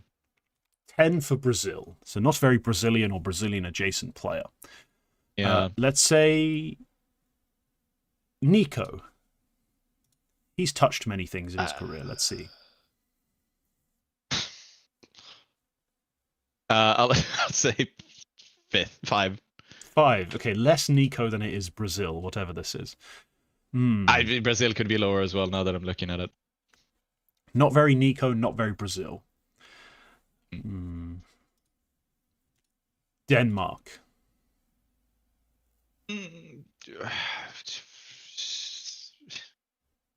No, that's like a 15, I think. 15. I'll give you a 20. I'll give you a 20 just for 20? the I'll give you a 20. You're closer with Denmark than Brazil. You've done 3 so far. I get that. I'm keeping track.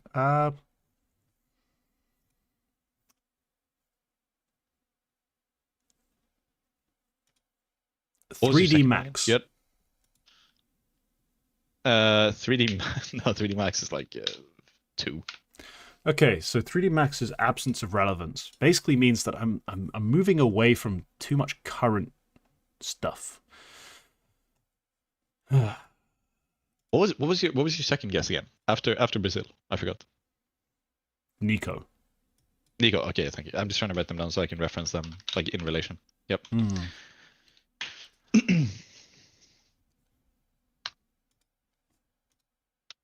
I'm gonna say I'm trying not to piss everyone off here. I'm gonna say CIS, and I'm gonna include Ukraine in that, just for the regional qualification that we used in CS for like 2 decades. I'm sorry that no longer friends, etc., and all the war shit, but like that was just how we drew the lines in Counter Strike for a long time. I'm sorry. They're no longer friends. Holy shit. Geopolitical we're getting here. 25.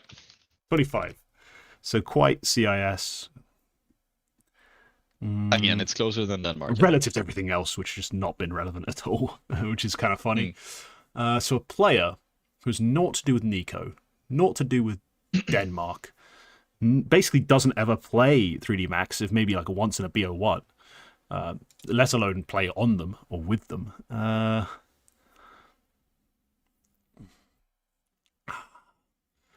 feel like Mouse have played Nico enough that they'd be more than this. Like, especially Nico started on Mouse. I don't think it's a Mouse player. Yeah, he played there for a long time.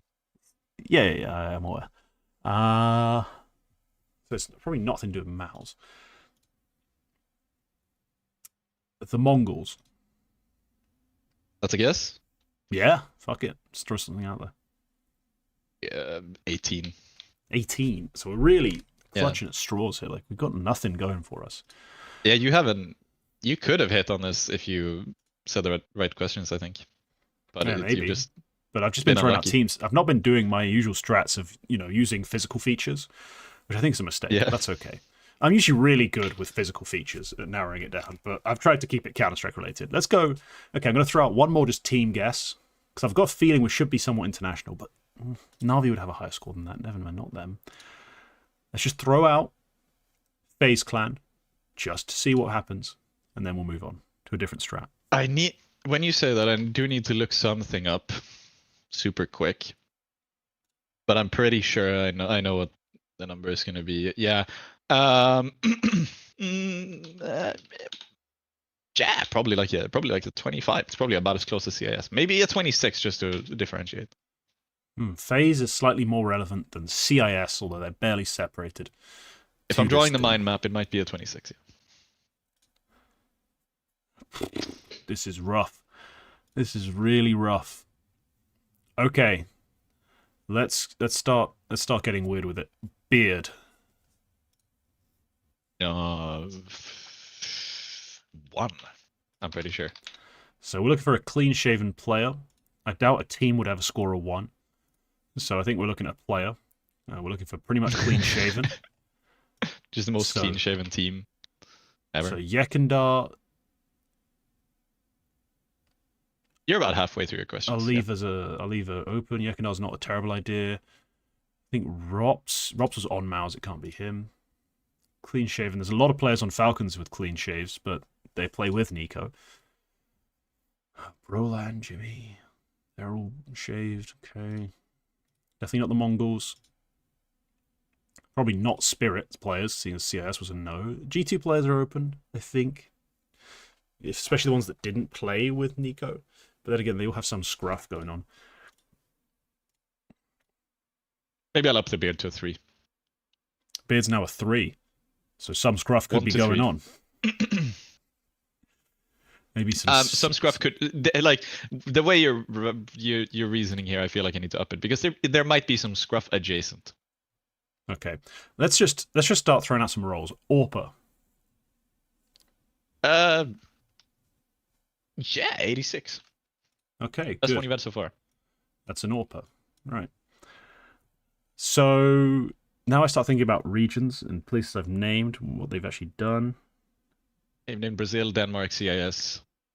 I guess you've named Mongolia by naming the Mongols. Pretty much, yes. Okay, let's throw out here.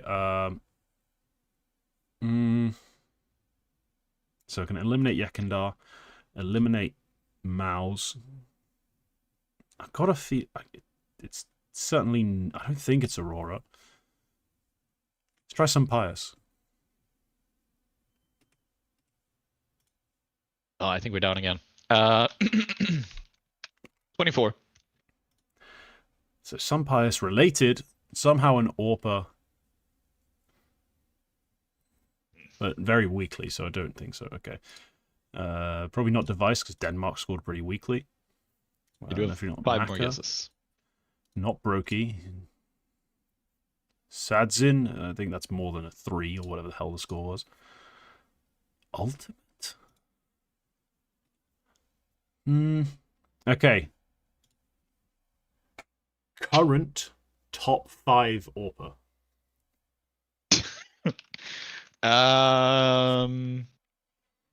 In the world, before you start saying, in CCTs! Like, I'll fucking kill you. 19. 19, so shit AWPer. Okay. So Ultimate definitely is an option. I guess the 24 could be a tag to Spain and Martinez. That's something to consider. Okay.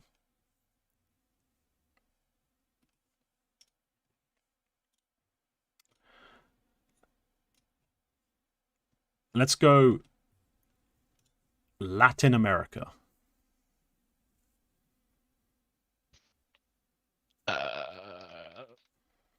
Or 4, so it's not Martinez. And wipe you out. Still stuck You with have done Hypex and 5. Ultimate. You do have 3 more guesses. 3 more guesses. All right, let's start throwing some darts at the board. Poland. 98. Right, so we're between Hypex and Ultimate still. Okay, that's good. Yeah. Just making sure that's what we're locked 99 into. maybe even. Okay, 99 maybe even, Hypex yeah. And Game of Legions. I'm gonna go. Okay, let's guess Ultimate first. Correct. Ultimate is a 100. I thought that was gonna be a lot more tricky because I thought you were gonna go the Poland route, and then maybe go like the Snacks and Pasha route because that is a way into Ultimate. Pasha, it was a very public thing about how when Liquid signed Ultimate, basically the only guy who was in favor of it was Pasha because he had emailed like many teams saying you guys should sign Ultimate like years prior. Yeah. So I was hoping you'd go that route and I could do like, oh, Pasha, that's a 65, and then go that way. But no, you missed all the regions early on, so yeah. But yeah, Ultimate was my pick today. Okay, great. That's Roland from sorted. Poland. Roland from Poland. Yeah, I've never seen him with even a little bit of facial hair, but I upped it to a 3 when I realized that both Naf and Nerds do. So he's I think Scruff adjacent is fine. Only other notable one, I thought CIS. Poland is closer to CIS than Denmark, I would say. And I mean, as much as they may claim to be Central Europeans, they do still speak a Slavic language and similar roots and history. Like historically, it's more CIS than it is Denmark. But yes. Other than that, I think 19 for a current top 5 AWPer I think is fair. There's players in the world who are further away, but he's not close. Not close to being top 5 now. FaZe Clan was a 26 because Elige quite notably, like there's FaZe adjacent players in Liquid. Shui as well, often tipped as maybe for a long time tipped as a future FaZe IGL. And twists and here and there. Yeah, I think the rest are pretty self-explanatory. Okay. Right. Let's get to my little game. I've decided to throw together. Last time I made you do some darts. I made you guess some stats leaders. I like that one, yeah. Well, I'm going to do the same thing. Well, not the same thing. A similar thing here, where I'm going to ask you to guess top 5 in a stats category from stage 1 and 2 of the major combined. Stage 1 and 2, right? Of the major combined. Closing my tabs. Yep. So let's see here. Which one should I make you try? Okay. It's really annoying that all these stats are per round that I'm looking at right now. So I thought Edge would have some more interesting stats because I'm more easily able to combine the 2 stages. But yes, apparently not. Annoying. Screw it. Let's just start straight up with the top 5 players by kill, assists, and survived traded. Cast, for short. One of the most terrible stats for judging players. And right, but it's slightly better now that we've come up with this revolution. It is now slightly better now that you and I have come up with this revolutionary acronym for it, so we can refer to it quickly. Top 5 players in cast.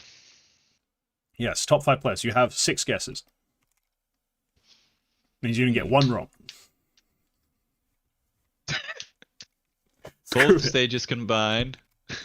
Yep.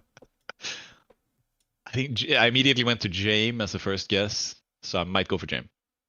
Okay. No. Just no. He's felt like not he in would the be top high in- 20. Wow, I felt like he was going to be up in survival. He might be if you could isolate for it, but no. Yeah, but like if he survives a lot of rounds where he does nothing else, I guess. But yeah. Both stages of the major. X Casper Sky, I think, is a good shout. But he also has a lot of rounds where I feel like he just dies, maybe, because he's a bit of an opener guy. I'll say X Casper Sky. No, he is number 10. You've already failed. I have already failed. Should I guess the rest anyway? See how many I can get? I'll take some more swings, but here's a hint. Only 1 player in the top 5 has played both stages. Well, of course. Naturellement. Wonderful and Bit, I'll do a double swing there. So Wonderful is number 1 with 87%. Bit is number 4 Yeah. with 78%. I should have gone for that already. I didn't think about the low sample size. And who else is up there? A FaZe player. Honestly, the way Jacob has been trading. Oh, actually, no, okay, no, he's not up there. Frozen is usually a high cast player. Frozen is number 16 with 75%. Damn. I'll do Twists then, because he was high. He is not in the top 20. Insane. I think that's my 6 guesses. Yeah, you've fluffed this quite badly. So you decided Yeah. to stop naming Na'Vi players. Imma's number 2 with 81%. And number 5, Of I course. thought number 5 and number 3 would be the real shocks because they're not Na'Vi players. Number 5 is Body. Okay. Yeah, absolutely out of left field. Lucky's number 6. That is laughable. And then we have Head Trick with 78% is number 3. So he's the only one who's played both stages. Wow. And he's managed to maintain a cast of 78%. So talking about someone who doesn't die and maintains an okay number of numbers, like Head Trick. Yeah. Wow. All right. Didn't expect that. That's a real shock. I've got a bad feeling about this because I'm looking at the map numbers. Are they right? Have they got all the maps? 9 maps. How many? Yeah, no, this makes sense. I think Across both stages of the Yeah. major. So stage 1, you should have both the Head stages. Trick If was at Jame has- 78%. And then across stage 2, Head Trick's 79.8%. So, yeah, that makes perfect sense. Wow. He's Right. just casting the fuck out of this. Like, he's got a 0.53 death rate and then a 0.54 death rate. Like, he's just not dying. Yeah. That's impressive. Head Trick is maintaining a ridiculous cast just off death rate. Yeah. All right. Let's see. I don't know what you're trying to link, but Yeah, YouTube this is just the censors Skybox links. Edge leaderboards page. I've added both stages of the major to it. And these are the numbers. Ooh. Right. Did you I have think- more, or was that the one? That's the one I start with because I thought it'd be a little bit hard. I'll Mhm, give you it a was. layup if you want. Yeah. ADR. Top 5 across both stages. Now, in this one, again, heads up, there's only one player who's not who's played both stages. There's only one player who's played both stages. All right. My immediate gut feeling for if there's one player who's played both stages would be Blame F, but that's not a guess. I'm gonna think about it a little bit. X Casper Sky would probably also be up there. X Kaspersky. This is ADR overall. Yes. It's gotta be Riflers. Bit is definitely up there. Bid is number 2 with 94. Wonderful is not gonna be up there. Operas don't get a lot of ADR. Most of their kills are they don't get assists, and most of their kills are 100 or less damage.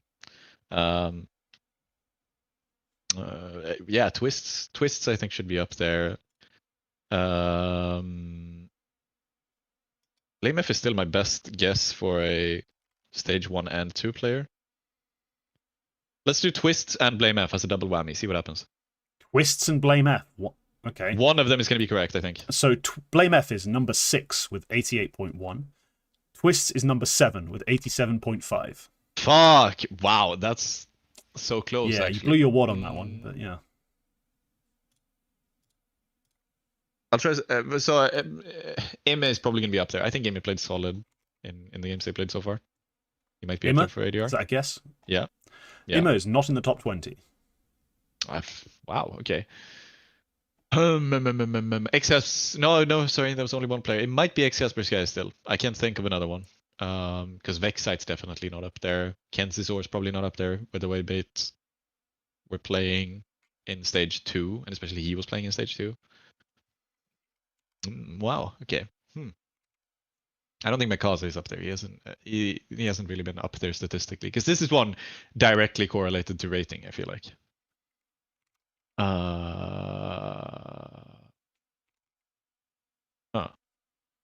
Be a 2-1 team. Who's in 2-1? I can tell you the 2-1 teams if you want to know.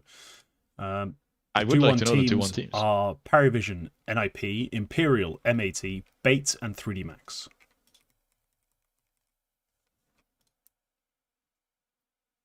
All of them except for 3D Max are stage 1 teams, I feel like. Unless I forgot one. They are indeed all stage 1 teams in the 2-1. So it's probably not anybody who's there. Except for maybe XS per Sky. Parivision, they won't. We already talked about how that's like a pretty team performance. Might be a 3D Max player. Body was up in cast. He's not up there in ADR. There's no way he is. There's no way Body's up there in ADR. And neither is anybody else. 3D Max, I don't think they've had a big star player. Maybe it just slipped my mind. I'll say X-Casper Sky, and I'll guess that's the stage 2 player. X-Casper Sky has an ADR of 81.6, and he is 20th. Wow. Blame F was 6th. Yep, with 88.1. Frozen might be the stage 2 player. Is that your guess? I'll say, I don't know how many guesses I've made. I'll say that's my final guess because I genuinely can't think of anybody else. Frozen has an ADR of 84.2 and is 16th. Jesus Christ. So, at number 1, with an ADR of 105.5, it's Wonderful. The guy who does not get ADR because he's an AWPer. Bro's got over a kill per round, even if he is an AWPer. Who cares? Of course he's got to have a high ADR. Fair. Bit is number 2 with 94. Body is number 3 with 89.5. He has had a pretty Body? ridiculous start. Yep. He also is top in he's also like one of the top rated players in utility damage per round. Like he's got ridiculous stats all around the board. Elige is number 4 at 89.4. And number 5, the stage 1 and 2 player, is Kenzisor with 88.8. Wow. Wow, okay. Yeah. I don't know what to think about that. I was surprised Blame F and Twists were that low, to be honest. Blame F and Twists, dude, they have almost 88 ADR like average between them. That's crazy high to maintain. Yeah, I thought they would be 400 maps. like if there was anybody out of stage 1 who was going to be top 5 in this, I would think it would be Blame F and Twists, or maybe Frozen. But yeah, wow, that's impressive. Impressive from Wonderful as well. And I will also note now that I do think about it for more than a second, Wonderful does also rifle quite a bit. I don't know how many AWP kills he's had outright. His AWP KPR, his sniper KPR for stage 2 is 0.38. So yeah, he's got a lot of rifle kills. He's got like over 0.6 rifle kills per round. Right, but that's yeah. All right, yeah, fair. Makes a lot of sense. But yeah, there you go. Yes, and there are some notable statistical outliers, like utility damage leaders are Lucky and Body. Probably just due to map selection more than anything. I recently redid my whole... remember when I corrected HLTV's utility damage stats to be better? Because they were bad. I did that again the other day. Just out of curiosity. Now, go look for this year at big events. set your minimum map filter to, I think I set it to like 40 or 30. It's pretty low. Just to include a lot of teams. Like I end up with, let me see, the lowest number of maps is 33 legacy, or 32, 31 big, so I think I must have set the limit at 30 on just big event utility ADR. Take a look at who the bottom teams are. Like, so in the bottom 5 to 10, any notable teams?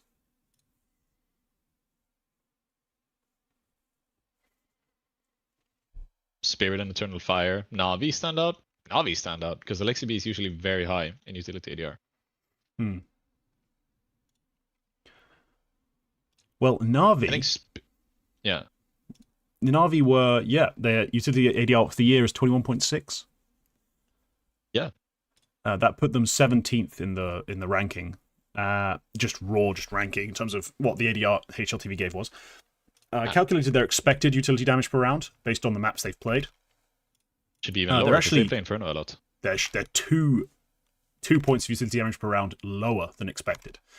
The team with the biggest swing, though, because some teams swing pretty far down, like big drop 5 points, just because 5 ranking spots, just because they play shit tons of Inferno, for example. Spirit go up 13 ranking spots from 18th to 5th because they actually outperform their expected utility damage by over 1.2 utility damage per round. They're actually a great utility team. They just don't play high utility damage maps. They don't play Inferno. Although they might have started practicing it. That was the thing. They might have started practicing. It might change Inferno in the future, but currently, that is the reality of it. They've actually way outperformed expectations. Yeah. That's actually genuinely interesting. 3D Max are top 1. I assume they go down a bit. Maybe they're not even number 1 anymore. 3D Max drop from 1st to 4th. Vitality take their spot in number 1. They're actually for me, Vitality, I'm surprised because they do play some pretty high utility damage expectation maps. Like their expected utility damage is 23.1, which is pretty high. Most teams are 23 to 25 sort of range, but there's a lot that are 22 and lower. If you don't play Inferno, basically it just plummets. But Vitality still outperform it massively. You've got to give credit. Like when you watch Apex play, it kind of makes sense, right? Like he's been on point with the utility this year, and that's a big part of it. So yeah, I might share it in the Discord at some point. For now, it's just my personal little fiddling. That's all it is for now. I'm not updating it week by week with new maps being played and adding anything to it. So it's going to be out of date by the end of the major. But yeah, just ran that number. I was curious. The result I got was alarming. Spirit, underrated utility team.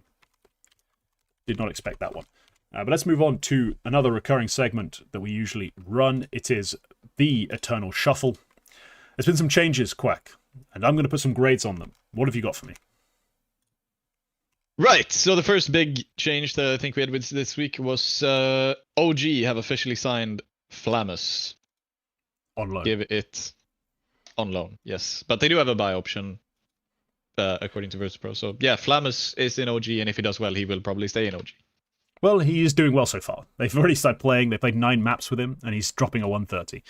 So in that sense, there's a good chance he does get signed. It doesn't actually lead them to anything. They get knocked out, DreamHack knockout by the eventual champions Monty, and where he's kind of disappointing. But look, he absolutely smashed the Cupcake Games they started with. I'd still maintain that this is a weird move that doesn't make a lot of sense.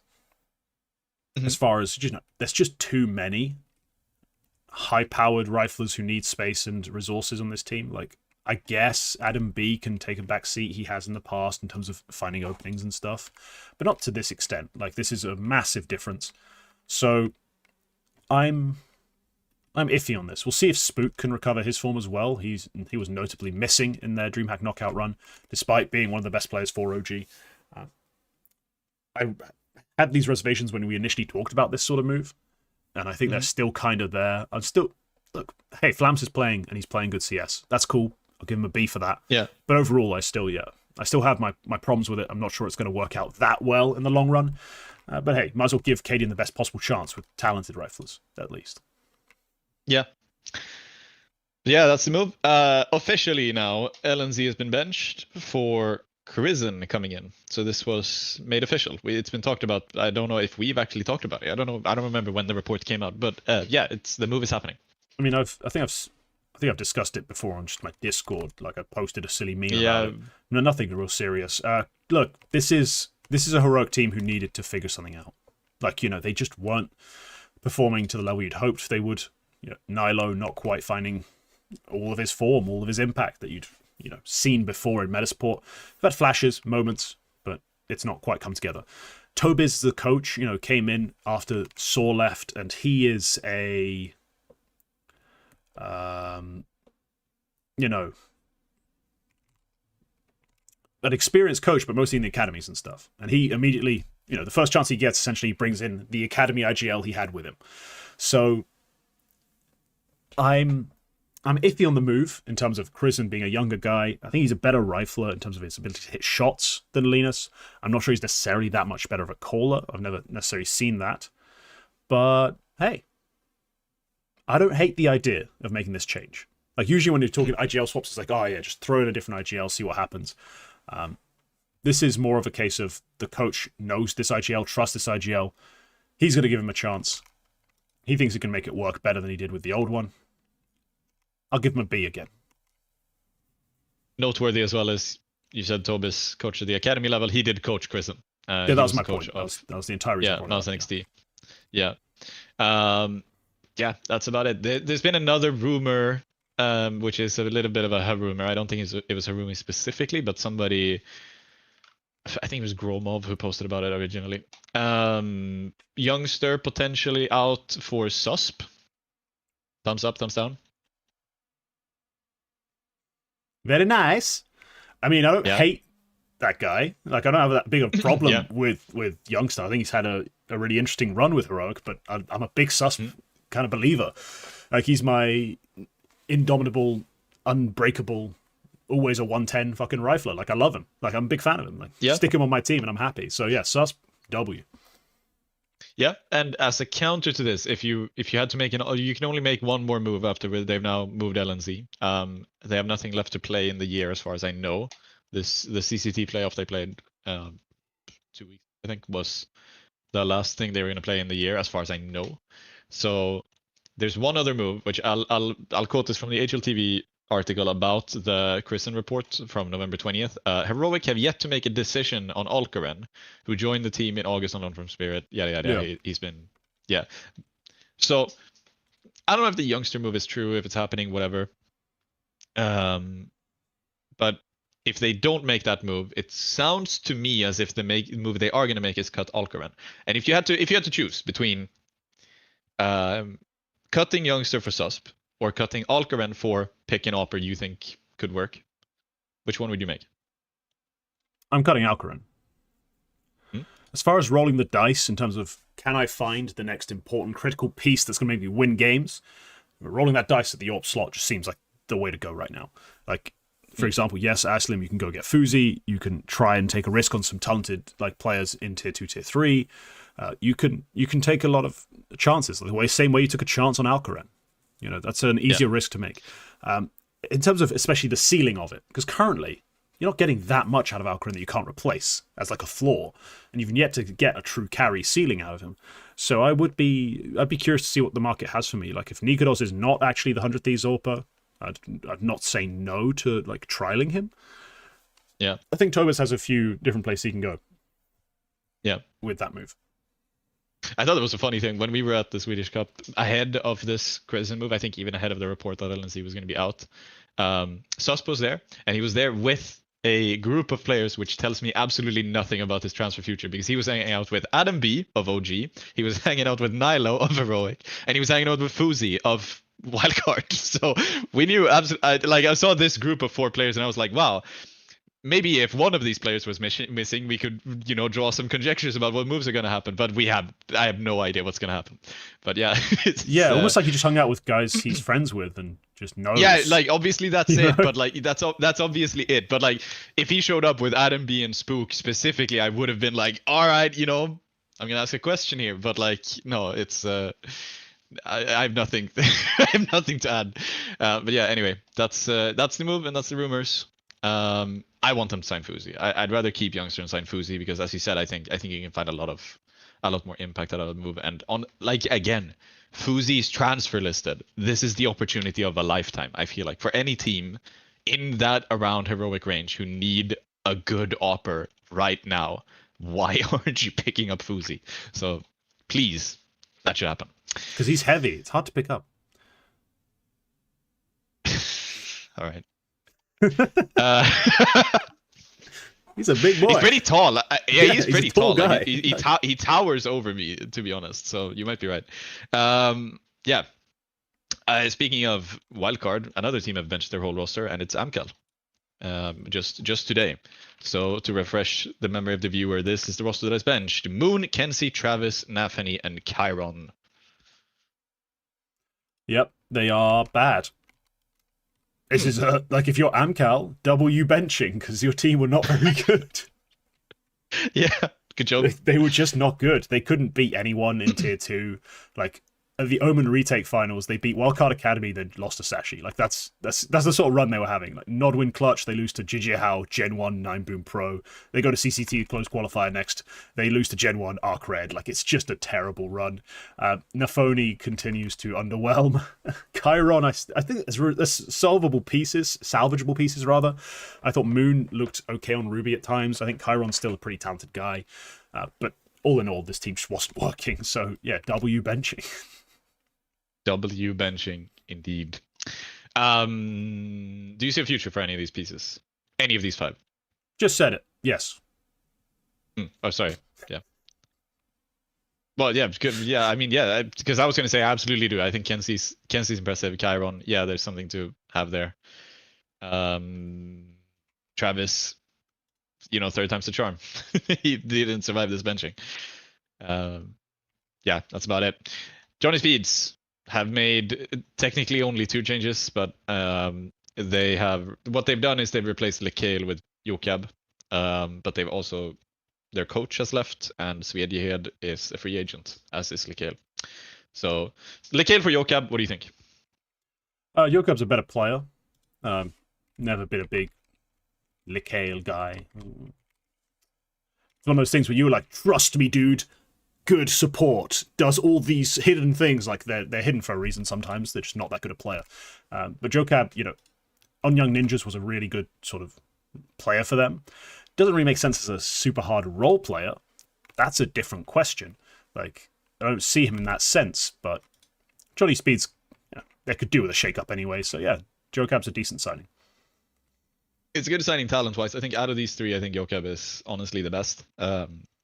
Yes. Out of Lekale, Svedjehed, Jokab, because it is basically the same spot you are replacing.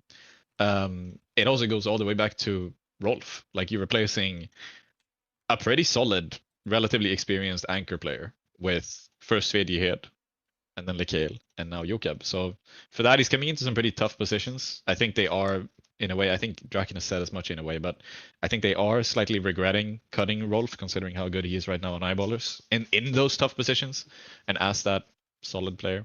I don't know if Jokab can do a better job than that. I think he's maybe... He's not really much. He's not that much of an anchor. Is more the problem I have with the idea of the move. It's more like, oh yeah, you want to stick Heap in some anchor roles and let someone else actually try and win you games. Then yeah, do it. Yeah, the issue is I don't think they're going to do that. Is the issue? I do think, unfortunately, the 20-year-old with the least experience out of any of the players on the team is unfortunately just going to take those spots. And talent-wise, I think he's best placed out of all 3 of these players to make something of it. But I don't know. I didn't particularly look into that during the games that they did play at DreamHack Knockout. They just didn't make it to the HLTV portion.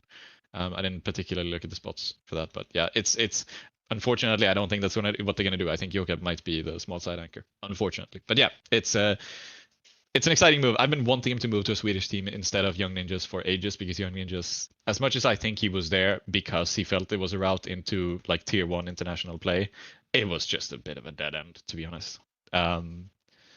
So yeah, I think frees up Maha. Maha gets to no longer be an anchor on CT side, right, guys? Right, Young Ninjas, right?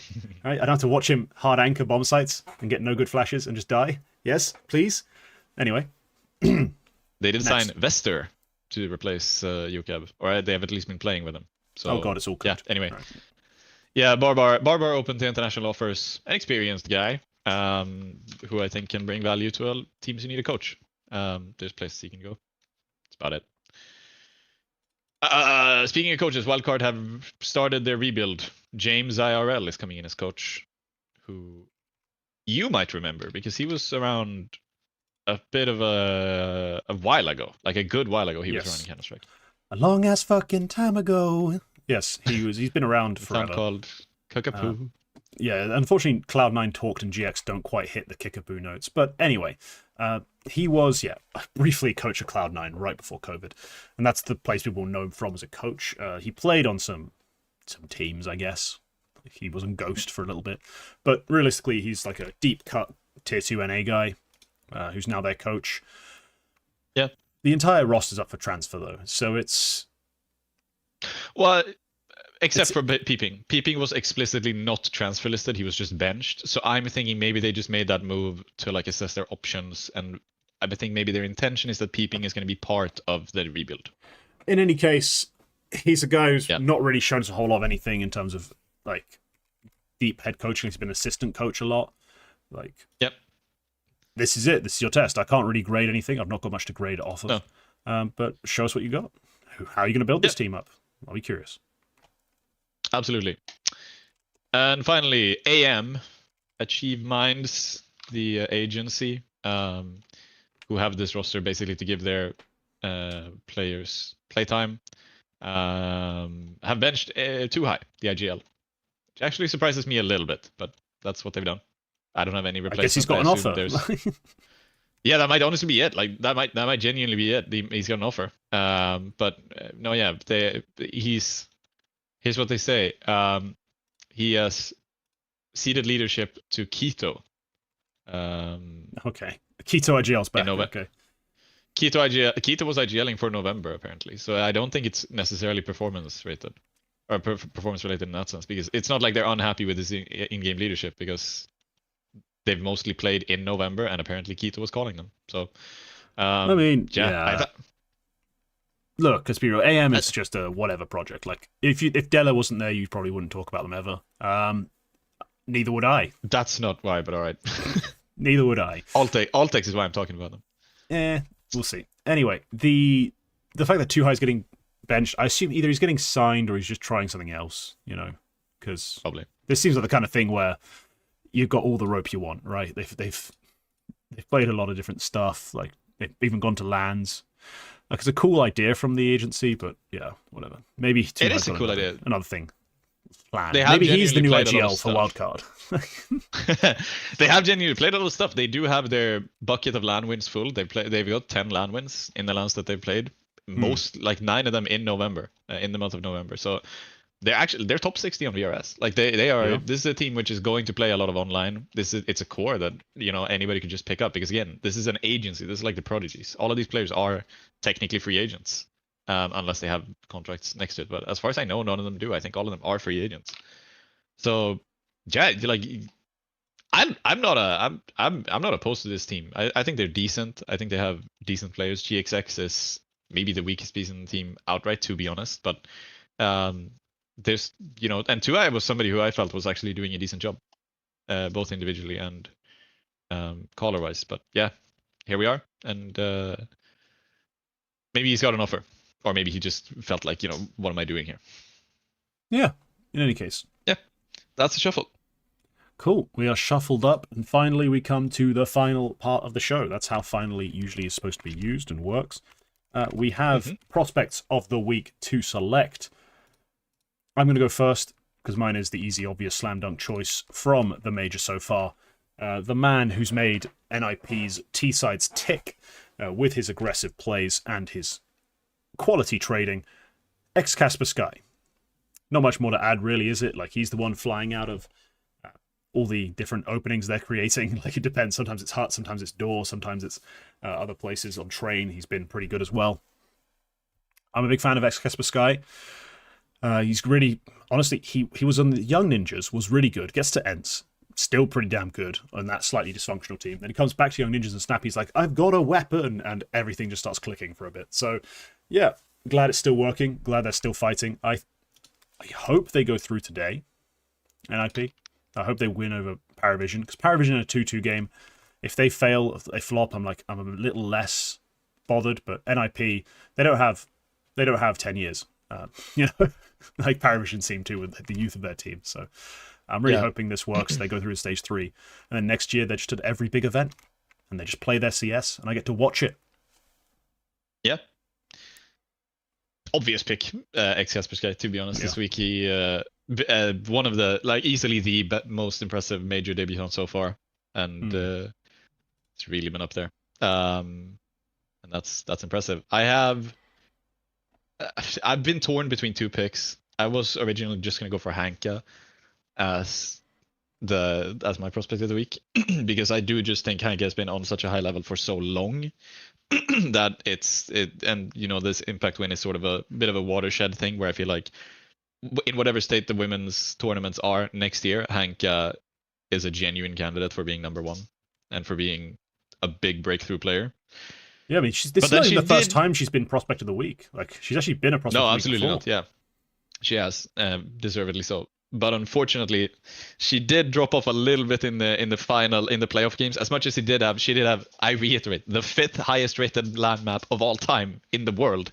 She did also drop off a little bit in those playoff games, and that's where my maybe alternate pick showed up in a big way, and that's Kiosa. She was nuclear in the grand final, and maybe slightly in the aggregate overall, maybe slightly weaker than Hanka. Hanka did have some very impressive maps as well earlier in the week, but they sort of traded places in that way where Kiosa was able to step up in the playoffs and really bring the event home. And yeah, they're 2 very, very, very, very good players. Both are 21 years old. There's a lot of development to continue in the future. So maybe aside from Astra, probably in her career prime at the moment, and then solid pieces in Vico and Emma, I do feel like Hanka and Kiosa are the 2 pieces who I think can develop in a very big way next to Emma in this big Equipa team in whatever way they continue on next year. And yeah, we're nearing the end of the week, or we're nearing the end of the year. Prospects of the week here are for me, take a look at them next season. So yeah, Hank and Kiosa, excellent week, excellent job. Let's see what happens. All right. And that's the show. Thank you, everyone, for tuning in. We did end up picking up a decent crowd by the end of it. Took a while to get everyone woken up, I guess, because everyone's getting more into the rhythm. I think people are now understanding the start times a bit better and sleeping in more, which is unfortunate for us. But yeah, okay, thanks to everyone for tuning in. If you're watching on the VOD, you made it this far, you're my hero. But also leave a comment telling us which upset you see happening today. And if the game's already happened, pretend they haven't and still act like there's some sort of prediction to be made. But yeah. Thanks for tuning in. See you next time. Goodbye.